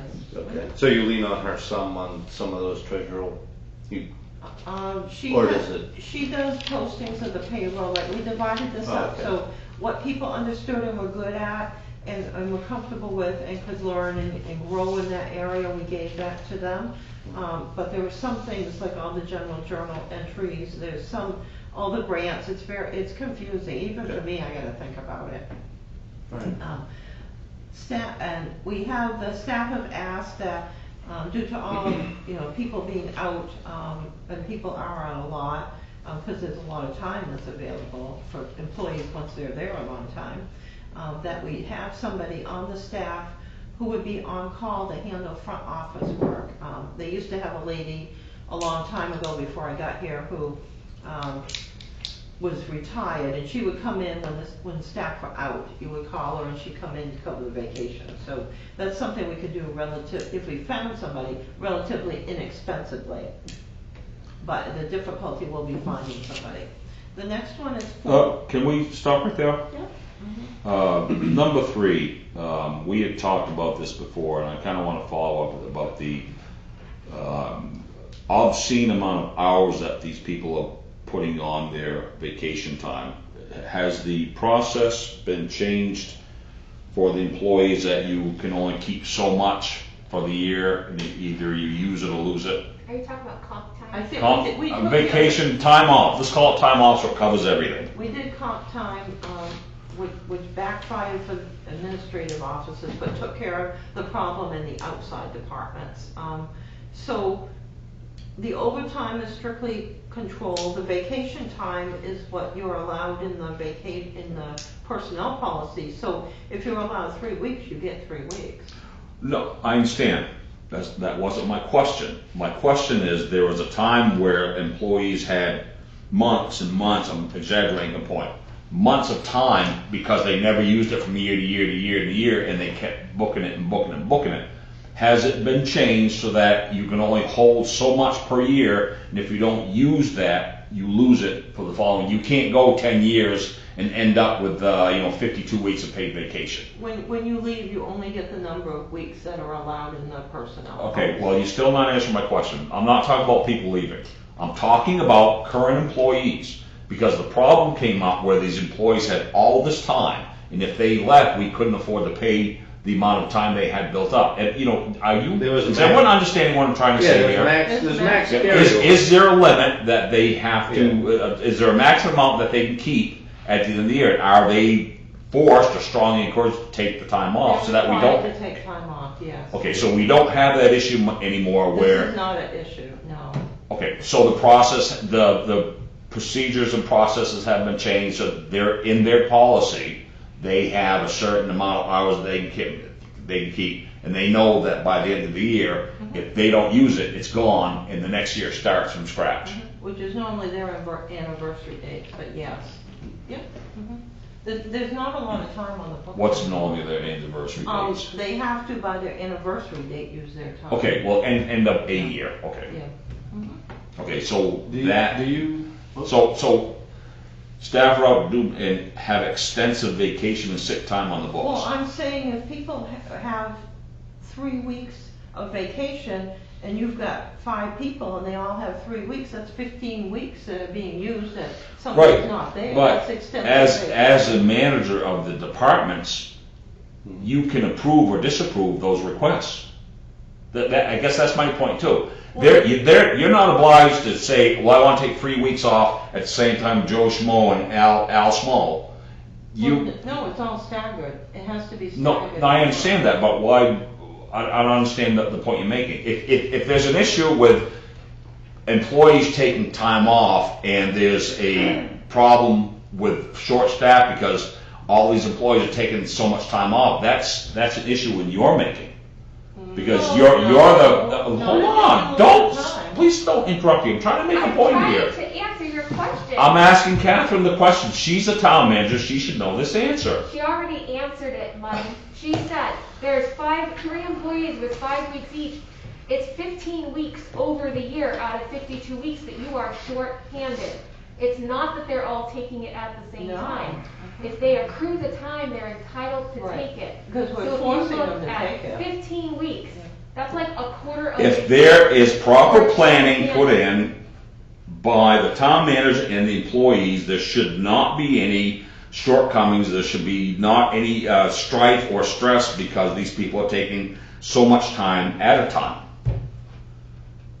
Am I not speaking English here? Do you understand what I'm talking about here? They're I do. allowed to have I know their what you time. They're allowed to have their time. Right. So it's all planned out, like the whole, once you start getting near the summer, if somebody is out every week to be able to use up all their time. Right. Is there, but But then you're But short just, staffed. just because somebody, just because somebody puts in, say, I want next week off, or I want the whole week next week off, I mean, you don't automatically, it has to be approved by you. Yes. And if you know there's deadlines and there's a lot of stuff. Right, that's- we I mean, you're schedule- always busy, I Like, understand. for but- example, yeah, we're always busy, So- but like tax. But you could say, I'm sorry, but we really need you in here, you can take, Monday, Tuesday, and we'll see how the Yeah, rest we of the already, week we goes. already do that. Oh, okay. So That's if in you, place. if you have That's a like good thing. tax payments are due, there's no way that Right. anyone's going that week. Right, Yeah, right. Yeah. And then you try to make sure that, like Mike said, me and Mike aren't taking next week off together. No, So no, then you're you really can't do that. shorthanded. No, that happens in the highway department, and we stopped that. You can't do that, it doesn't work. So, yeah, Yeah, this was just, people have medical leaves, they have a lot of vacation, you know, people are sick. So what the staff has asked is that we have somebody in the community who could cover, you know, if we have 1 or 2 people out. That's all we're doing. yeah. I don't think it's very, No, no. very expensive at all. No, it isn't, but I'm just, why do you continue to say people have a lot of Well, vacation? they do, because they get 3 weeks, that's a lot of vacation. If you have 5 people, 3 weeks, that's 15 weeks. Well, they all don't What, get 15 weeks, does 3 everybody people get spread 3 over weeks? 52? Yeah. All right, never mind. Let's move on. I can't explain All myself. right, I think it's expensive, maybe it isn't. For towns it is, we're doing good here. All right, let's go on to number 4. Code enforcement funds. This would be monies to address the derelict properties, either the court system or actually trying to take them down if the people agreed or we had to under the law. If we did a dangerous building, for example, it was condemned or something, another action. So we did put in for $80,000, we put in for $40,000, and those were large figures, but that was what was calculated, and then we got approved, I think, for $10,000, and then we got approved the next time for $5,000. Yeah, that's- So, That's not enough. yeah, I know it's not enough, yeah, there was a lot of debate, that was the big Well, I was debate talking, in the budget. yeah, if you talk to the code enforcement who does this for multiple other towns, he said, but 50 grand is a pretty good number. In some towns, he's asked for 50, he's got 30.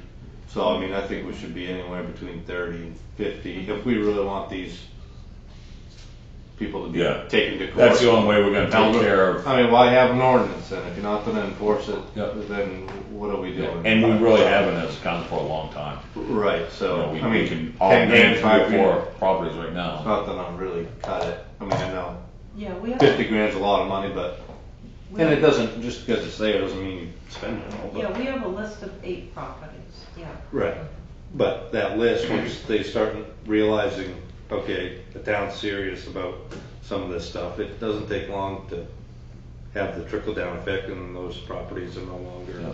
I know, you would think that, maybe. there's we 1 or would- 2 a year instead of 8. Yeah, we So- did 1 and 1, but that didn't seem to spark any interest on the other people, so maybe if we did 2 and they were more visible, Yeah. that might be helpful. All right, so that's a item to look at. Municipal building, spot repointing, door and window chalking, washing and applying masonry sealer to the entire building. We did the parts that would have been an issue in 3 or 4 years. So this is like an interim level project that needs to be planned in capital improvement. Doesn't have to be done this year, but it does need to be done.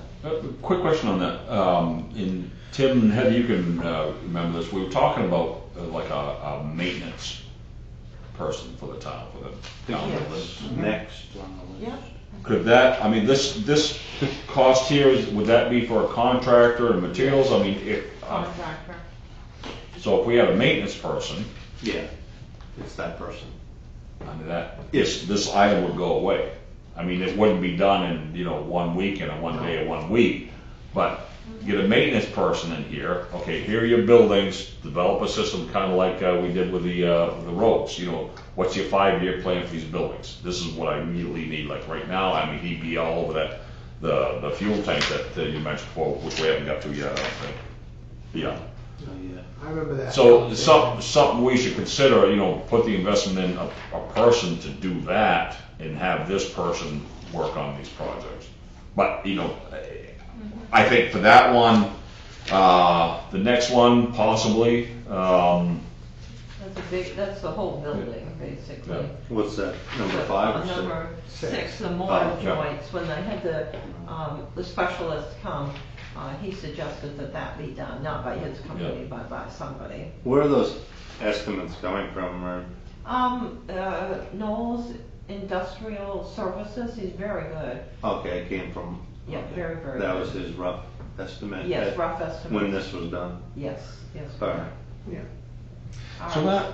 that, so some of these things. didn't we talk about that also before? Wasn't that on wasn't there a budget item that included the back door here too? We did a About doing project. the fire department? We did a project, yes, we did the fire department, and we did, by the back door. So we did the areas that were gonna be a problem, they said in maybe 3 years it would start crumbling bad, so we got those done ahead of time. Yes, we did. That falls Oh, under. I thought that was all, You I said thought the that was all stairs inclusive. too, right? Stairs to the police station? All right, the police department has monies, Okay, they did, Good they next did their time. quote and they issued it, so they're just waiting for the contractor now. Cool. Long wait periods for all contractors. Yeah, we talked about possible maintenance person and having them draw up a short-term plan and a long-term plan, if I remember correctly. And as I flip it over, look at number 8. There would be yeah. plenty to do, for sure. I mean, some of these things are like, you have to be, well-trained in this or that, so. Understood, but It won't fall right, under that. even but- if we had somebody be kind of like the point man. Right, Right now we're finding them by either coming across them or, yeah, it's not like, okay, Bernie, you're gonna take care of the fire, department, you're gonna take care of the engines, gonna take care of everything in there. He just knows what he's looking for. I mean, we came across this, how did this come about, Catherine? How did we understand about the mortar as an issue? Do you remember? How did that come to our attention that needed to be addressed? We were looking at the back of the building and I was always told if it turned white, there was a special, item Yeah. that was happening. But then we noticed that there was some crumbling. So Steve Vance came down, we thought, well, we gotta figure out what this is. So we called different Yeah. companies and they came. So we just happened to see it and notice it. I mean, if something else had changed or been different, we'd still have that getting fall apart. I mean, that having number 8, I think we ought to reconsider that. I mean, it's not gonna take care of the immediate point there, but, kind of like a 5-year plan for the maintenance of the town, not only the maintenance of the road, but the town properties, the buildings, the infrastructure. And we talked about how the buildings have to all go on the CIP, but to do that, we need somebody that knows structural. Donnie and I can do the safety things, but we can't do the structural Right. things. Right. Yeah. Yeah. well, yeah, then, Can I, some people around I think that'd be an easy. the spot, Tim, you have a question? That's a question, just a quick comment. When we talked about, and I know it's gonna depend on the budget, this is a budget item again, but talking about a maintenance person for the municipal building, let's say that the council decided that was something that we're gonna put in. Now, some of this work, what you did on this building and things like that are gonna require specialty.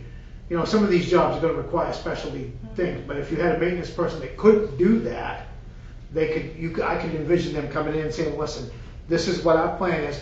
I can't, this is out of my wheelhouse. I can't do this. I'm gonna have to have this contract, but I am gonna do X, Y, and Z, because it's like you said, there's all kinds of projects There to would do. be plenty to keep them. So that way, we wouldn't get into this argument if we had a maintenance person of saying, well, why do we have a maintenance person if we have to contract? Well, there again, that's communication, so that the townspeople understand, this is a specialized thing. But I got this maintenance person working on this building because we're doing preventive maintenance, so we don't have to come back to you guys with a great big fat budget later on. And that's one of those jobs that may pay for itself down the road. It might be an initial cost up front, but it'll take care of itself down the road as long as it's communicated correctly to people so they understand what's going on. So then they don't think it's one way when it's another. Does that make sense? Yep. I think that's something I think we should look at. For down the road here, next year, I really do, because We did look at that and we did promote it, but then it got cut because the budget increase was so right, large. so high. The thing of it is building materials and maintenance is not, I don't believe are gonna go down the next 2 to 3 years. I think they're gonna go up. So it might behoove us to revisit that to see if that's doable for our town, because I think in the long scheme of things, it'll pay for itself. Oh, it would be excellent, plus it would help not only with structural, but the aesthetics, and then it wouldn't be, we would run around the building like both, when Lynn was here and then Holly, we both do not no building maintenance. You know, we know if there's a problem and you see it, but there may be something that should be done in this building or the library, and should be done in 2 years, and we might not figure it out for 5 years. The key to that position would be to have that person be flexible enough to come in and talk. And that's gonna be one of the positions, if you do it, you're gonna have to have more public input than normal.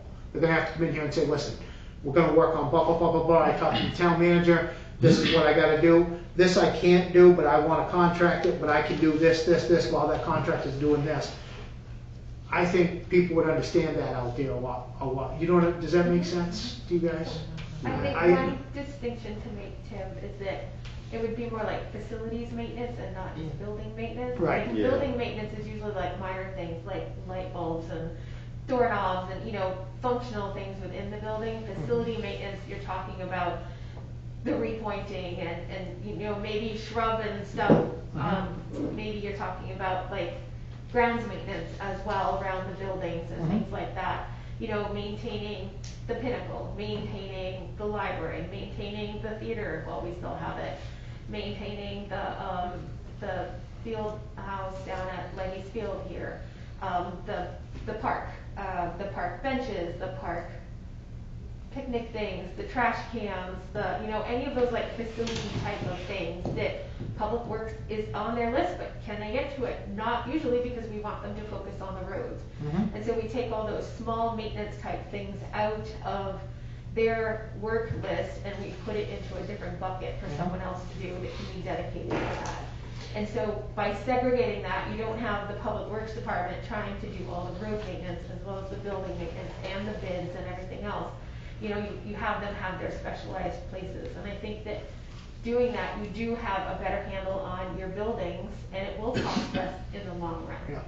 You know, because you're gonna be taking better care of your buildings, less wear and tear, no surprises because have somebody having eyes on them and doing that yearly assessment. I Makes think perfect it's more sense to worth it. me, and like I said, I don't think materials, building, lumber, Materials are materials are materials. going down That's anytime what quick, it's so I really think that we could sell that as, you know, not sell it, but you know what I'm saying? I think it would behoove the public to know that. I think that they would see that, you know, this person could get some of this stuff done so we don't have to contract it out at a much higher price 3 years from now. Right. That's my thing. And maybe that facilities person, I talked to Catherine earlier and I said, you know, with our rec department, we have the grass mowing is under Public Works. We have it contracted now, but they're still doing some. And maybe that could be, if we beef up our recreation department, most towns, their recreational department takes care of the parks as well. You know, they do parks and they do recreation programming. And part of that park maintenance is not only cutting the grass, but the buildings and the facilities that are there. You know, so if we think differently about our recreation department, what it is and what they do, we might be able to kind of beef up that department, but have facility maintenance be part of that department as well. They can kind of go hand in hand, because some of the buildings are in the parks, and some of the facilities are in the parks. Makes sense. So on the list, just so that you know, number 7 is the underground fuel tank project. This doesn't have to technically be done until completed prior to 2025. However, the pumps are a problem now. So we're getting near the end of the underground fuel tanks, but they do have a few years, and the pumps have issues and have to constantly be worked on. So, is there a reason they're not going to A. Robinson or another gas station type place, or having a above ground tank that is 500 gallons versus some below ground tank? Well, maybe that's- an above ground tank is the way to do this next time.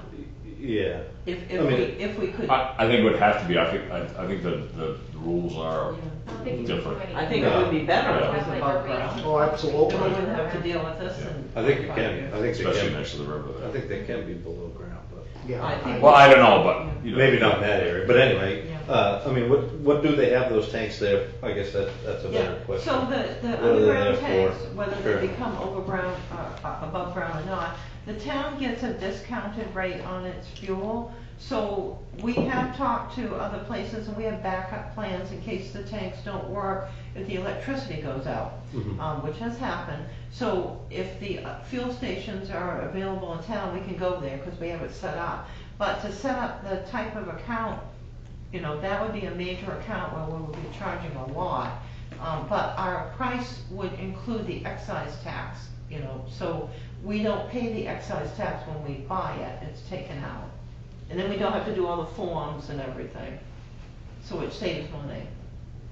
And we get a big delivery. You should be able to set it up so that you don't pay the excise Yeah. tax though. Like we have farm fuel and we don't pay the road tax on that. because it's There'll farm be fuel. errors, we had it in my other town where you would set it up with the companies and it would be a problem off and on where we would have to straighten it all out. I can see if you're going to a station and swiping the Right, card and yeah. have an account that way that it would, but if it's being delivered, you know, it's programmed into your account that you don't pay that tax. So- Right, well, right now we don't pay it Yeah, because it's because you're delivered and, retaining it, yeah. right. But Yeah. we would have to pay that if we went to a station and pumped out of the. We have to pumps? get rebated for it. You're charged up front and then you file forms to the federal government, which is like a little nightmare project, but you can do it. So you can get rebated. I'm just wondering, I don't know the process if we had, because I know with company vehicles, they have one card and you know, it's all set up Yeah, for but you're that. paying- But you're it, paying but it, for but it's that. for specific, and there were some that were specific gas stations or fuel stations. We have a deal with this company right here, you want to get Yes. your gas here. Yes. I'm wondering if that, I don't know the process. Yeah. But May- you're paying the excise tax as a business, you're not getting a break on the excise tax. So how do you But do it? how do they, don't they pay the excise tax when they get it wholesale? How does that not pay when it gets delivered to our The tank? town is exempt from Right. the excise tax. Everybody else pays it. And then you get a discount if you're getting it in bulk Yes. as well. So the excise tax is, what you're saying, the excise tax is included already in the cost of fuel on any pump for any? Yes, Little yes, pump it it is. is. Yeah, the price at the pump. See, that's has- the part I didn't understand, The okay. price at the pump has all of your taxes included into it. And when you buy it bulk, you get a discount because you're buying it bulk, and you can also sign a contract at a contracted rate. And depending on your tax situation or your exemption status, you can be exempt from that excise tax. Okay, yeah, I got gotcha. I got a quick, this is probably a stupid question, but, obviously it makes perfect sense not to have an underground fuel tank, because if there's problems, you gotta dig it all up, and then you got an EPA nightmare on your hand. It's a lot better maintenance if it's above ground. And my only other thing is I'm thinking, I'm pretty sure, at least I think, that if you have an above ground fuel tank like that, don't you, because it would be a big tank, you probably have to have an outbuilding put around it for safety and for insurance wise. I would think you probably have to have a building, which isn't a big deal. Actually just a fence. Fencing. Yeah, or fence. Yeah, you would want it fenced Yeah. and have it Oh, yeah. gated for access. Yeah. You don't want anybody to be able to pull up and access it. Right. You wanna have it gated. I mean, you want to see the basic, go by Patterson Store in Burnham. Okay. It's a tank, I mean, you can reach over the fence and touch the tank, it's really, All right. I was curious. Thank you. All right, so that's something that's coming up in the future here. So, Catherine, can I ask one more question on it? You said the pumps have been an issue on that? The pumps have malfunctioned, some of the keys have not worked. The police department got locked out and the key just didn't work. It's because the system's so old. So there's 2 companies you can call to come. You gotta wait for them to come. So we have to trade the keys with somebody else and then I have to do I guess what I was trying to get at, because these tanks don't need to be done until, what's say, 2025? So if we considered funding or putting aside into an account from now for the next 4 years, 20,000 a year, whatever it is, and actually buying new pumps or a new system that could be used for the next tank, upgrade that, so we'll have that in 2025 when we actually do new tanks. See what I mean? So we take care of the pump issue. We would take advantage of the 3 or 4 years we have that before we have to do it, and just start a savings account. You know, to bite the bullet and you know, we can't repair those pumps as an old system. So we'd have to pay for a new system then anyway. So I mean, it's something that should get done, especially next to the river there. I mean, I'm surprised they even put it there years ago, but it was different back then, you know? So I'd say we consider, you know, the fuel delivery system we improve or just replace, and then consider putting, you know, funds in an account for, you know, fuel tank replacement system. We can do a And what, phase, we can have upwards of maybe 4 years of cost put in there. we can do a phased approach, yes. Yeah. I agree. Work that way, it's, you know, it's something that will get done, it's, you know, it's like taking off a little Band-Aid a little at a time instead of Ripping taking it right off, you know. All right, good. Sewer Enterprise Fund, the pump station that is located down on what used to be South Main Street is the original pump station from the early 70s. And so it does need a retrofit. If we replaced it, it would be a lot more expensive. So this is something to consider for the next sewer budget. Is this an item from Oliver? No, it's an item that, it's an System out old there. system, so we got a quote, basically, because there's been some malfunctions. Haven't we talked about this? No. This is completely separate from the generator. Yes, it's this is Same where, facility though, right? Same Generators for location? water. Oh, right, right, Generators right. for the water system, this is a sewer pump. It's kinda like a before and after. Oh, pump, oh, Oh, yeah. so this pump Got it. station is what? Wrong it's location. It's that round, it's that round object that is facility that's down on South Main Street, on the right-hand side by the Somerset vet where he used to be. Oh, Right next to the yeah, I know what you're hospital. talking. Yep, yep, yep. It has That's a confined no-brainer, space that in should it just and be. everything. I know where that is. That's easy. That's easy. All right, very good. So those are just items that we thought of. If you have some others, I can add them to the list. I think I picked up a few from the comp plan. I think that retrofit is a no-brainer. I think that's just something that's gotta be done. It makes perfect sense to just Yeah. be done and get it over with. All right, so I'm not gonna go over the budget and the revenues, which is the next document. You can take those home. Most departments are online with, at the end of July, 58.3% of the budget is expended. There are some that are way in advance of that, having spent a lot more than 58.3%. You'll see those when you go through. We got a few that haven't spent a lot, but will shortly. Catherine, are you referring to this bundle of papers here? Yes, yes. Okay, thank you. So the expense summary, it has all the departments in it, and you can see what's spent in the different lines. The only lines that are over are actually in most of the departments is the workers' comp and the unemployment. Unemployment rate skyrocketed, going up 4 times what they were in the prior year because there's so much unemployment. And our workers' comp went way up for a number of reasons, including the 2 accidents that happened, one of which was a big one. So, because of that, Catherine, is that gonna create issues here in another month? This will continue for another year and then it starts going down. The accidents were in the period of time that affects 2021 and 2022, and then the rate should get better. You remember our rate used to be way below 1, now it's a lot higher because there were 2 accidents. So we know to expect this for 2022? Correct. Yeah. And we didn't know about the increase in at the beginning of 2021? No, we Back in didn't, no, I don't think anyone, we had already put the budget together when it came through. And that's where the only items that don't work well for estimates, everything works fine being on the calendar year versus the fiscal year, which most places are on, except for the MMA process for health insurance, workers' comp, and unemployment. Just by the way they do it, we've had a public hearing, we've approved a budget, and then their rates come out. So what 2 accidents you talking about? Somebody cut their finger off by neglect, and a police officer got hurt in the vehicle. So those accidents really skyrocketed things. They happened calendar year 2021? No, they happened in 2020. Okay. Okay, I wasn't aware of those. Yeah. It's unfortunate, we usually don't have anything.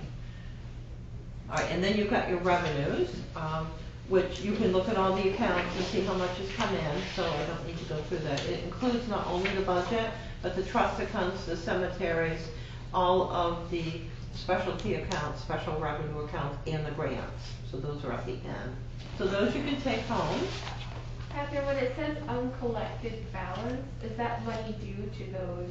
So we have $50,500 coming in grants that we're expecting? All right, so for unexpected balance, let's go to the grants. That should be the expenses that have happened. There's a year-to-date expense, and then there's a negative amount in the uncollected Yes, balance. yes, because all of the special revenues don't have budgets. So the special revenues will end up, let's take for example, let's take a grant one on. Where are we here? We're in the expense document. We're gonna go to Back in the page, expenses, okay. yeah, we're gonna go to page 11. Page 11, thank you. Then let's go down to 85 grants, the air storm, the stormwater project. So basically, this has a budget of 0, so it's as though it's over by 261,000 because there's no budget, but there'll be a revenue account in the revenue that will pick that up and pay for it. Okay. So all of these special revenues that are down here, 80 on, these are all will run as negatives. It's just because they don't have budgets. And in the revenues, they'll run as positives when the money comes in. So our expense has already gone out, but our revenue hasn't come in for it yet. Correct. Okay. Yes, yes. Mhm. And the revenues will be in the revenue budget, but yes, most of those revenues haven't come in. It takes a while to get them in. And then your next two documents are your reserve accounts, one-page document, Bar Harbor reserves and trust. So that lists all of the reserve accounts, and you have several trust accounts that were here when I arrived, so I didn't take them out. We left them in here. We've consolidated these over the years, and any reserve funds in which the project is completed, we have deleted them. So these are what we have now, and everything matches up with the exception of the police cruiser, because I need to transfer the money from the Bar Harbor to the town's account, because you spend them in the town's account, and then you get the money out of the reserve and reimburse it, becomes 0. And we don't do this until everything's spent in order to save time on everybody's part. So these are, All reserve accounts and trusts. The so trust, they cannot be moved, changed, absorbed, or can they? all right, so let's say we have something, let's look at fire equipment. How about the third theater one. cap? Pardon? How about the theater cap? Yeah, That's in here. that we were keeping for the theater building in case anything happened before we can sell it off, to have some money. Let's take the fire equipment, the third one down. Right now, we've got $61,934.76. So, the purpose for fire equipment and replacing all the equipment that needs to be done and fixing things has not gone away, so we can't close that one, we're gonna keep it, and we would want to. Let's say a vehicle had a major breakdown, it could take 30,000 off the top, if not more. So, Right, and I These understand. are kind of unforeseen events, yes, you know, yes. guy crashes a police cruiser, or, Lose an engine. Well, although that'd be under Under insurance. insurance. We would get, Insurance, so that's not. if it was us, we would get the insurance, but not the deductible. so I guess I'm looking at almost $2 million worth of money here. I know Yeah. some of it can be touched, but can some of it be used elsewhere if we so decide? It would have to be used for the function in which it was the purpose. So let's say you sell the theater, we can get rid of the theater capital because the theater is sold, it's gone, we don't need it. So we can transfer that wherever we want at that point.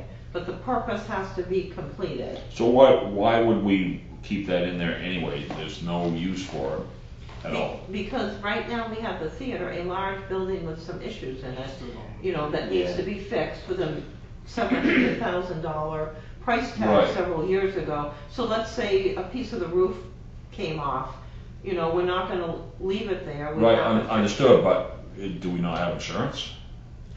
For some things, roofs are not always covered. So is the roof covered for that one? Do you know? I'd have to check. Yeah, if It you don't depends mind. on what happened, it depends on. the If you don't mind, I know it's gonna be tight and it's gonna be painful, I'm just looking at some stuff here, I mean, there's some stuff that we, you know, I understand the reason why they were set up, but, you know. Some of them I'm not so sure, I don't really know what they mean. Well, I guess my point is, the why they were set up at the time makes sense, you know, for the fire equipment, for the, you know, recycling equipment, for the theater cat, police cruiser. They're set in there just in case or for, you know, future use type Yeah, thing. waste transporter, the monies are there in case it breaks down, which can be a large Right, expense. and But- not that this would be a raid, but if this makes a difference between, let's say, you know, having a, you know, maintenance of facilities manager, or, you know, being able to get the fuel delivery system for the town garage or something like that. So that's why I'm just asking for clarification. Right. Because I don't understand the whole dynamics of these. Yeah, we would. I do now a little bit better. We would have to declare that the purpose had been completed, and I'm not, most of these we couldn't declare that on. Well, so the sewer sludge removal, I mean, you got over $800,000. What, Yes. I guess what is that for? Yes. I don't. When the town, I'm trying to think of how to explain out this complicated project quickly. All right, so when the town, for the third time, got its estimate, we had to clean out the sludge lagoons. We were told it's gonna be an astronomical figure of money, so we went to the USDA and got a grant loan, a huge grant, a huge loan, totaling $3.4 million. When it was cleaned out, it was only $800,000, so it was a miracle. So then we replaced 9 sections of sewer on roads, which was great for the overflow and everything. So as part of that USDA loan, they indicated that we had to have $90,000 go into the reserve every single year, $85,000. So that was written into the documents, and we could not change that. Recently, they agreed we had enough money, and we asked to take out money and keep a balance of $600,000, because there was no way we were gonna spend any more than that, because we would clean out the lagoons quicker than the whole history Now of we know what 30 they were years about. or so. So we knew what the money was. So we got a waiver, so that we were approved to leave 600,000 in here. So we still have to have that, but the 213,793 can now be used for sewer projects, which is really good. Before they were taken Just off. sewer projects, We can or use could it. we use them wherever we want, Sewer projects. specifically Yes, sewer? yes. Most of this stuff is like, okay, if you got that revenue, Yeah, I mean, that I sewer know it's- project, you can't use it on the highway. Yeah, Right. It's because it's got, these loans and these grant fundings have all these ties that go with it, you know? Nothing's ever, Don't you hate rules? I do, they So, suck. I mean, we should, That's called the town government. It's crazy. we wanna keep it, Yeah, it's crazy. we wanna keep track of that with some of this Oliver stuff that's going on, and Yes, we're fortunate, we tried to get that off before and couldn't, and finally, we have so much money in there, we could prove from our bills previous that we don't need all this money, so, well, could that money be used for that pump down by the vet there? That's sewer department? water, is the, backup generator? No, No, that item, the last Yeah, item it could be used for the, yeah, it's a pump station, I think that's for acceptable. 35,484. the, Yeah. Ben. All right, perfect, off the list, good job, Yeah, Jason. you're welcome. I'll see you guys next You're week. the man. Yeah, they said sewer lines, but I think a pump station's fine. We will clarify that, but that should be fine. Let's hook to a line. Yeah, it's part of the system. So the next document you have, just quickly, are your cemetery trusts. And so we are very fortunate to have an astronomically receiving and creating interest in everything. Because he started out at a little bit over 200,000 when I came. So we can't use the principal on the accounts, but there are 3. We can use the interest, which is substantial. The cemetery general fund is for cemeteries in town for general work that needs to be done, and we use an amount that equals the expenditure budget to pay for the cemetery budget, so that we put the money in the revenue account, so it's a wash. So the most money is in the department no one in town really wants to use. That would be correct, yeah. We Nobody don't wanna wants to go discuss there. that, no. Yeah, this is true. Capital bizarre. improvement is for road building and other capital work in the cemeteries. George Parks is a separate trust that was set up that's earned an amazing amount of interest. And that can only be used for the section of the cemetery where all of the graves and the statues and everything, where their area is in the cemetery. It's a special trust. So we're very fortunate to have this. You'd love to use it for other things, but it's all for cemeteries.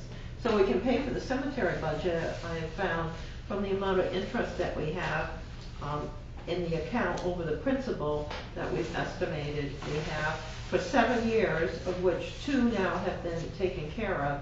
We can pay for the cemetery budget without any tax dollars. It's just a wash. We budget this toward the revenues. The budget's here for 55,000, the revenues are 55,000 because we withdraw it, and the cemetery budget doesn't cost anything.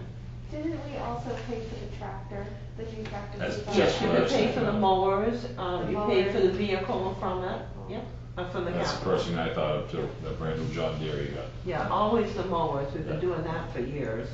And then we decided to It do just the makes budget. sense, it's like a self-funding. Yes, it's very nice. Very nice indeed. So we'll go quickly over to the right-hand side, which this you can all take home.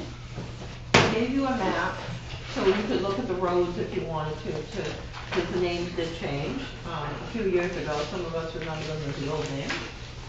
So you have a number of documents, and I'm not going to go through all these. There are 5 of them. The first one is the 2020 Capital Improvement Plan Excel spreadsheets. These are engineering estimates for priority 1 projects identified by the town council in 2020. And so you have 2 sheets in here. One is the sheet from Plymouth Engineering, the top one, and they gave us costs just for the roads, and they did use their spreadsheets. And so the priority projects were up in the major subdivision in town because of the condition there. Hamilton Terrace, Birchwood Terrace, Maple Terrace, Hemlock Terrace, and Arbor Terrace.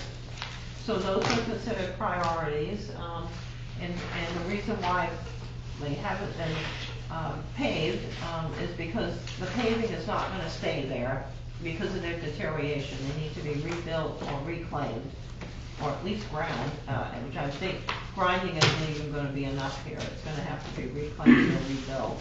Catherine, can I interrupt this? Yes. Heather, my apologies, I have a commitment at 9 o'clock I really need to get to. Okay. So I mean, this is all preliminary, Yeah. there's gonna be no vote. No, you can Okay. take, you're going to All take right. those home anyway. I'm just doing. My the- apologies, I'm not the one to leave meetings, but I got a little later than I thought, so I apologize, folks. I'll stay twice as long next time, make up for it, but you guys might won't be know here by that. yourself. Catherine, Right. the terrace. Thank you all very much. Thank you. Thank The terrace project also have water sewer issues that would go along with them. This is just the water. This is just the road. This is just the road Plymouth cost. Engineering only did the roads, and then we're still working with them on the water sewer. Library Street was identified as a major item that needs to be taken care of. There are water, sewer, underground wire, stormwater, tiny little sidewalks. It's like it needs to be engineered and everything needs to be looked at here. We've got the road cost here with the engineering cost. Connor Street is a tiny street that's next to the town office, and very short. We wanted to fix the sidewalk. We actually had the money encumbered, but then there was a winter, the winter before we were going to do the project, the road heaved up and sunk down, I mean, just like over a weekend. She told us there was a big problem up there. So we need to rebuild that section of Connor Street. Then we'll do the sidewalk because we have the monies allocated for that. School Street is on the list simply because of the big water drainage issues in the middle by the schools. There's always been a problem there. And in fact, the schools are now digging up the parking lots and putting down mesh, geotechnical, just to try to straighten out the big water problems that they have. Spring Road has been rebuilt in sections, but It needs to be rebuilt again. This is a major project here due to the condition of the road. Mosher Bridge for Crawford, on Crawford Road. This is to do structural work to the bridge. That's the next project we need to do. We were identified by the state of Maine when they did their bridge and culvert inspections that the first Sebastopol Street culvert was done and cost a little bit over $120,000. That was done in 2018, I believe. And then we were going to do the Mosher Bridge, but just didn't have enough money for it. It wasn't in as bad condition as that massive culvert on Sebastopol Street. So Mosher Bridge does need to have the structural items looked at. And there was another culvert on Sebastopol Street that needs to be done. And Oliver Associates and I would disagree that we need to dig up the road and take out the culvert and put in another massive culvert. We think it can be lined like the first culvert was done, and you'll see that in Oliver's. Farnham Brook drainage was very hard to figure out. There's a massive drainage field that goes through town that runs down, along like a stream basically. It's a brook or a stream. That was hard to estimate out for everybody, but it does need to be cleaned out because it's pretty clogged up now in places. And that would require a permit, and it would require somebody making plans for that with instructions for the bidders. Are you gonna have to go like into people's backyards to Yeah. access it and Yes. stuff too, so. Yeah. it'll be- Yeah, it's got a lot of components to it. The second spreadsheet was the larger one, 11 by 17. This is what Oliver Associates put together. They're not our contracted engineer, but Oliver Associates, when they bid on the projects, and they always bid high, they do a wonderful job, but frankly, it's a lot of money. Their bids are a lot higher. Which one are we looking at? Yeah, in the document that you have, you take out the second sheet right after the Oh. first one you looked at. Oh, I was already looking. Yeah. They do all the inspections though, right? They have All the way full-time straight through. inspection. There won't be any rocks put in the road, or in the sewer line or anything like could happen if you're not looking and watching everything. So they gave us cost estimates for the road, they gave us cost estimates to replace the sewer, cost estimates for drain, which is drainage, cost estimates to replace the water. Their engineering costs are here too, and I put those in with the total estimate. Without engineering, but total estimate with engineering. So you could see the difference in their road work. They have things listed as 4.6 million, and that's without engineering, and Plymouth Engineering was pretty close, 4.1 million. The engineering costs are totally different though. So this gives us two options here to look at. I think for just road work, Plymouth would be good. It may be we could work this out so Oliver could do the sewer and water projects on the roads. And then not to go through the documents, but you've got all the details in your next document. Plymouth Engineering's cost estimates are all here. You can look up each capital improvement and see how they figured it out. They gave us their charts. And then your next document is Oliver Associates did their planning cost estimates by road or utility breakdown. So we've got charts that show the road, the sewer, the drain, and the water. So we can see how they divided that up. The next document has Oliver Associates with breakdown by the cost components in which they did an analysis that has how many culverts, how many test pits, how much building sewer, and they have everything. So you have more details than you need. You can just use the master sheet that I created in the beginning, or you can look through Oliver and Plymouth Engineering. I spoke with Oliver about helping us put the road plan into order for the sewer and water and when the project should be done. They're just frankly too busy at this point. They've taken on the town of Pittsfield and having trouble keeping labor, just like everybody else. They've got people moving all around. So they'll get that taken care of. And then we'll work on the infrastructure plan so we can identify what road will be done when. So we have the sewer and water and the road being done and then not getting dug up later on. But I think we have a lot of projects besides the paving plan that I put together, which is your last document. So the finance committee saw all this. This is the paving plan, is the Excel spreadsheet, the last document. I went through the old paving plan, which I had been updated myself, even after you all told me to stay away from it. I did do work on it previously. So part A is the roads that will be reclaimed. So this is beyond the roads projects that Plymouth Engineering and Oliver Associates bid on, that are the priority projects that you chose. And you can do some or all or none or add others. But I took all the roads and their condition and looked at them. This is not perfect because I had such a short period of time to do it. At first people said, let's have it tomorrow. And so I got 2 weeks to do it. A proper paving plan with everything being measured and everything is like a couple of month project here, working with Public Works. But I did get it done for a 10-year paving plan, taking all the rest of the roads that were not in your priority list. I put them into Part A, roads to reclaim. These are the roads that do not have to be completely dug up, but they do need a lot of work, definitely. They're in bad, poor condition, fair to poor. Crawford Road, Webb Road, Beans Corner Road, the section of Snake Brook Road that hasn't been done, Johnson Flat Road. These are the roads that have deteriorated the most. Part B is roads for grinding. These are roads that have some deterioration. They're in good to fair.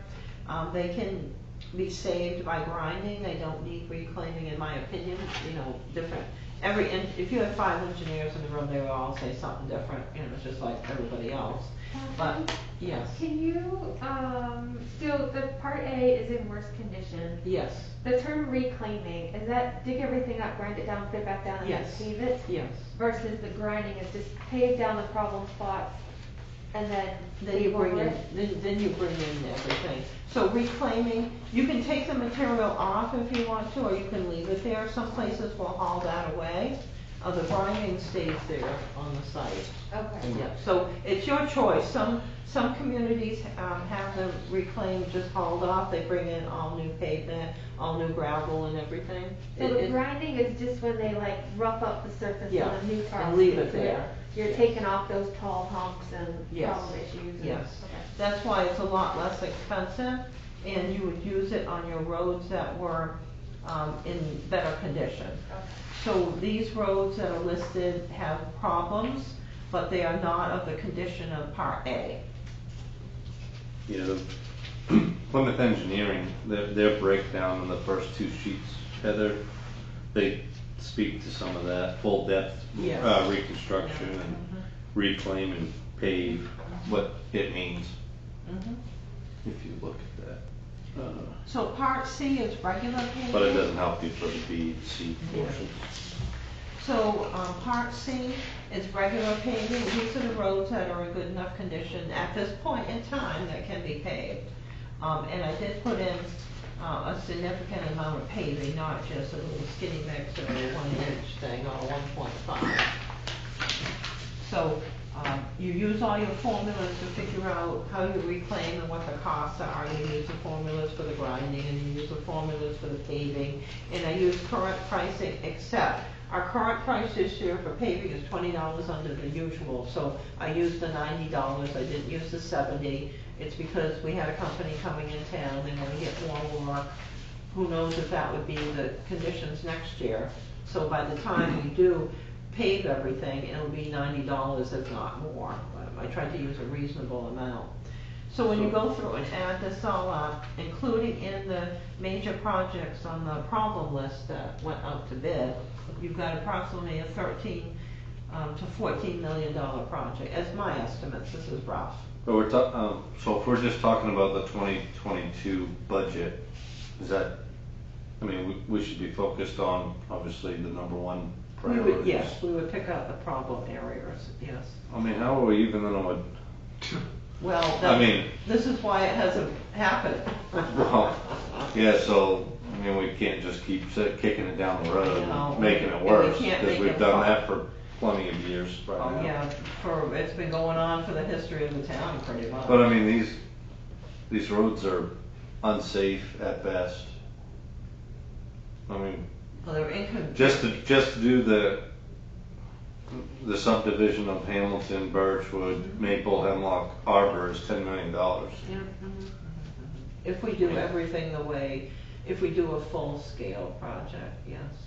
Well, So, I would rather do Well, a to full me- scale than a half-ass scale. Well, to me, you could look at tackling Arbor and Hamilton, because that's your in and out, and then you could tackle the other side streets after. Yeah, we have to be a phased approach. Yeah. wouldn't you then be trucking everything, wouldn't you start on the furthest out and then work your way to the main road? Cause you're gonna be trucking over, if you do your brand new input first, stuff. you're gonna put new pavement down, then you're gonna bring all that equipment over the new pavement. Yeah, we have to look at And you your- gotta dig up all the water and sewer stuff to straighten out at the same time. So if you do your feeders in first and pave out, then you're keeping that traffic off, you know what I mean? I would almost do the opposite. But then- What makes sense? But then you get into the water and the sewer. Yeah, So- that's the problem that The we water and the have. sewer has to work almost the exact opposite of what you're thinking for the roads. So the water sewer, you have to do the mains before you do the, Well, that's what you tend to do, because you'd be able to get more and then do those later.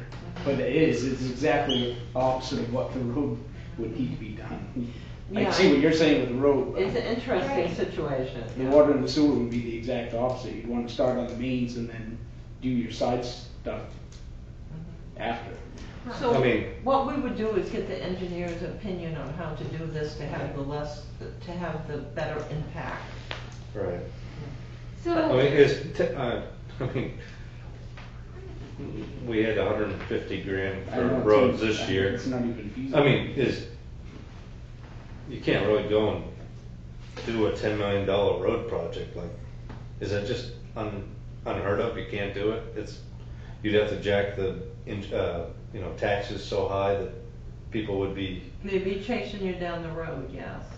Right, well, I mean, I'm not trying to be ignorant, because I just don't understand Well, how it can get to this point, and, This is Where why it we're- is at this point, because nobody wants. because everybody kicked it down the road, I know More that, money. but now what? there was such a thing, guys gotta remember too, back in 2007, we had a major recession. And Well, we've had we're- 2 recessions since I've sat in this chair. Well, we're And- 15 years later, and those roads haven't been touched, No, but so. the thing of it is you can't spend money you don't have. That's the bottom line. I can't take $800 off of Colonel Wiley over here if he's got 400. I can't do it. Well, And that's if you where go and we're get at. a loan, maybe you can. but- Well, yeah, but there again, you gotta pay the loan back. And this is what we ran into. If you guys wanna know why it's that way, it's because we had 2 major recessions since 1997, and businesses were shutting down, people on unemployment, there was no more money. And you can't change history, it is what it is. All you can do is deal with it now going forward, but if you guys wanna know why it's that way, that's part of the reason why. It's not all of it, that's a good part of it. So So what, I mean, I what, guess the part I'm confused about is that we have our priority projects, but it doesn't match up to the engineering estimates on these roads that are the worst roads that need to be done. They All don't right. appear. I used the road, On there. I used the road amount, Like the ones on the, on Catherine's thing? engineering estimates for priority number 1 projects identified by town council, they don't carry over onto the engineering estimates for the 10-year road paving plan. well, I did, I put it down at the end. So I took Plymouth Engineering as our contractor, Oh, I see, priority projects. so I put that down and added it in at the end. I was looking for the names of the roads, that's what I was looking for something different. So are these roads considered in worse condition than the roads to reclaim, which you said were the worst out of what's listed out by road? I think at the time, this was a list that started out, the finance committee met with the public works foreman at that time and asked him to do this, and he put together the list, and then I ended up doing the bid specs to get it done. So we put it out to bid, the prices came back, and then we ended up, there wasn't any money coming in, everything was frozen from all the different programs, and then we were able to get this started once the engineer got the issues with his insurance company taken care of regarding having a contract. So then we went full speed ahead. So these are the roads that were put out for bid last year for engineering work to get ready for this year, which we're at now. Well, so, I think I kinda know where Heather's going, maybe. I mean, I would say that some of these, Part A roads should be on this #1 priority project, and some of these #1 priority project should be less of a priority one. 1A type priority. Well, you can do that. I guess You know what I mean? Because some of these are Right. way more traveled, Like something like Connors Street, it's literally, what, 400 feet long? and you can only go You can only go 5 miles an hour 'cause anyway, you're so- turning and, Right, and but I you know can't- it's bad and But you the can't fix parking- the sidewalk until you fix the road. The Right. sidewalk is a menace. Right. Yeah. But I would agree with Heather that, you know, and West Street is, you can go about 5 different ways to get to a lot of those houses, other than the houses that live directly on that street. I guess I'm So you can wondering avoid how some of that, but Webb Road, yeah, some of the Webb Road, the Powers Road, Pool Road, I mean, Mount Road, those are atrocious, and the speed limits are 40, 45. I mean, they're safety hazards. I mean, I know they're ditching on the Webb Road right now, so they're ditching that. But we're but- preparing for all, Yeah, you know, as many as we can do. Yeah. Well, I know, but we, as of right now, we've got like 16 million on the priority one, so we know Webb Road is way down the list at this point, unless we reprioritize this stuff, which I think we should But the do. ditching alone will help that situation. Yes. What was happening was the water was coming So- on that side of the road and actually running across and under the road instead of going, there was no ditch. It was full. There was just no ditch there. So Mm. having the ditching might remediate some of the issues in the spring, so the water's not running over and under the road. Yeah. We're gonna ditch as much as possible and fix Yeah. as many culverts as we can, understanding that, you know, the Webb Road and the Snake Root Road are gonna get fixed at some point, and some of these others don't have the ditching issues, that, you know, these roads have. I'm just thinking, I don't know, I see it like, the priority is not quite in the right order, in my opinion, but, Well, we don't have to set priorities tonight, that's kind of. Right, no, I know advisory, that, But I know it's that. definitely something we need to think about, and how do we wanna prioritize these? Do we wanna prioritize it by the number of houses on the road? Do we wanna prioritize it, can we get traffic numbers, like how many cars are going over these roads? Because like the Webb Road. and the amount of it's off, taxes these people pay. The, Yes. Snake Root Road, those are cutoffs between Route 2 over to Route 100. The Mount Road is a cutoff from, what is it, the Burnham to Troy Road over Yeah. to Route 100. So that has a lot of traffic on it also. And then the Higgins Road is a high traffic road. Although we've done most of the Higgins Road. We've Not the done whole about thing. half of it.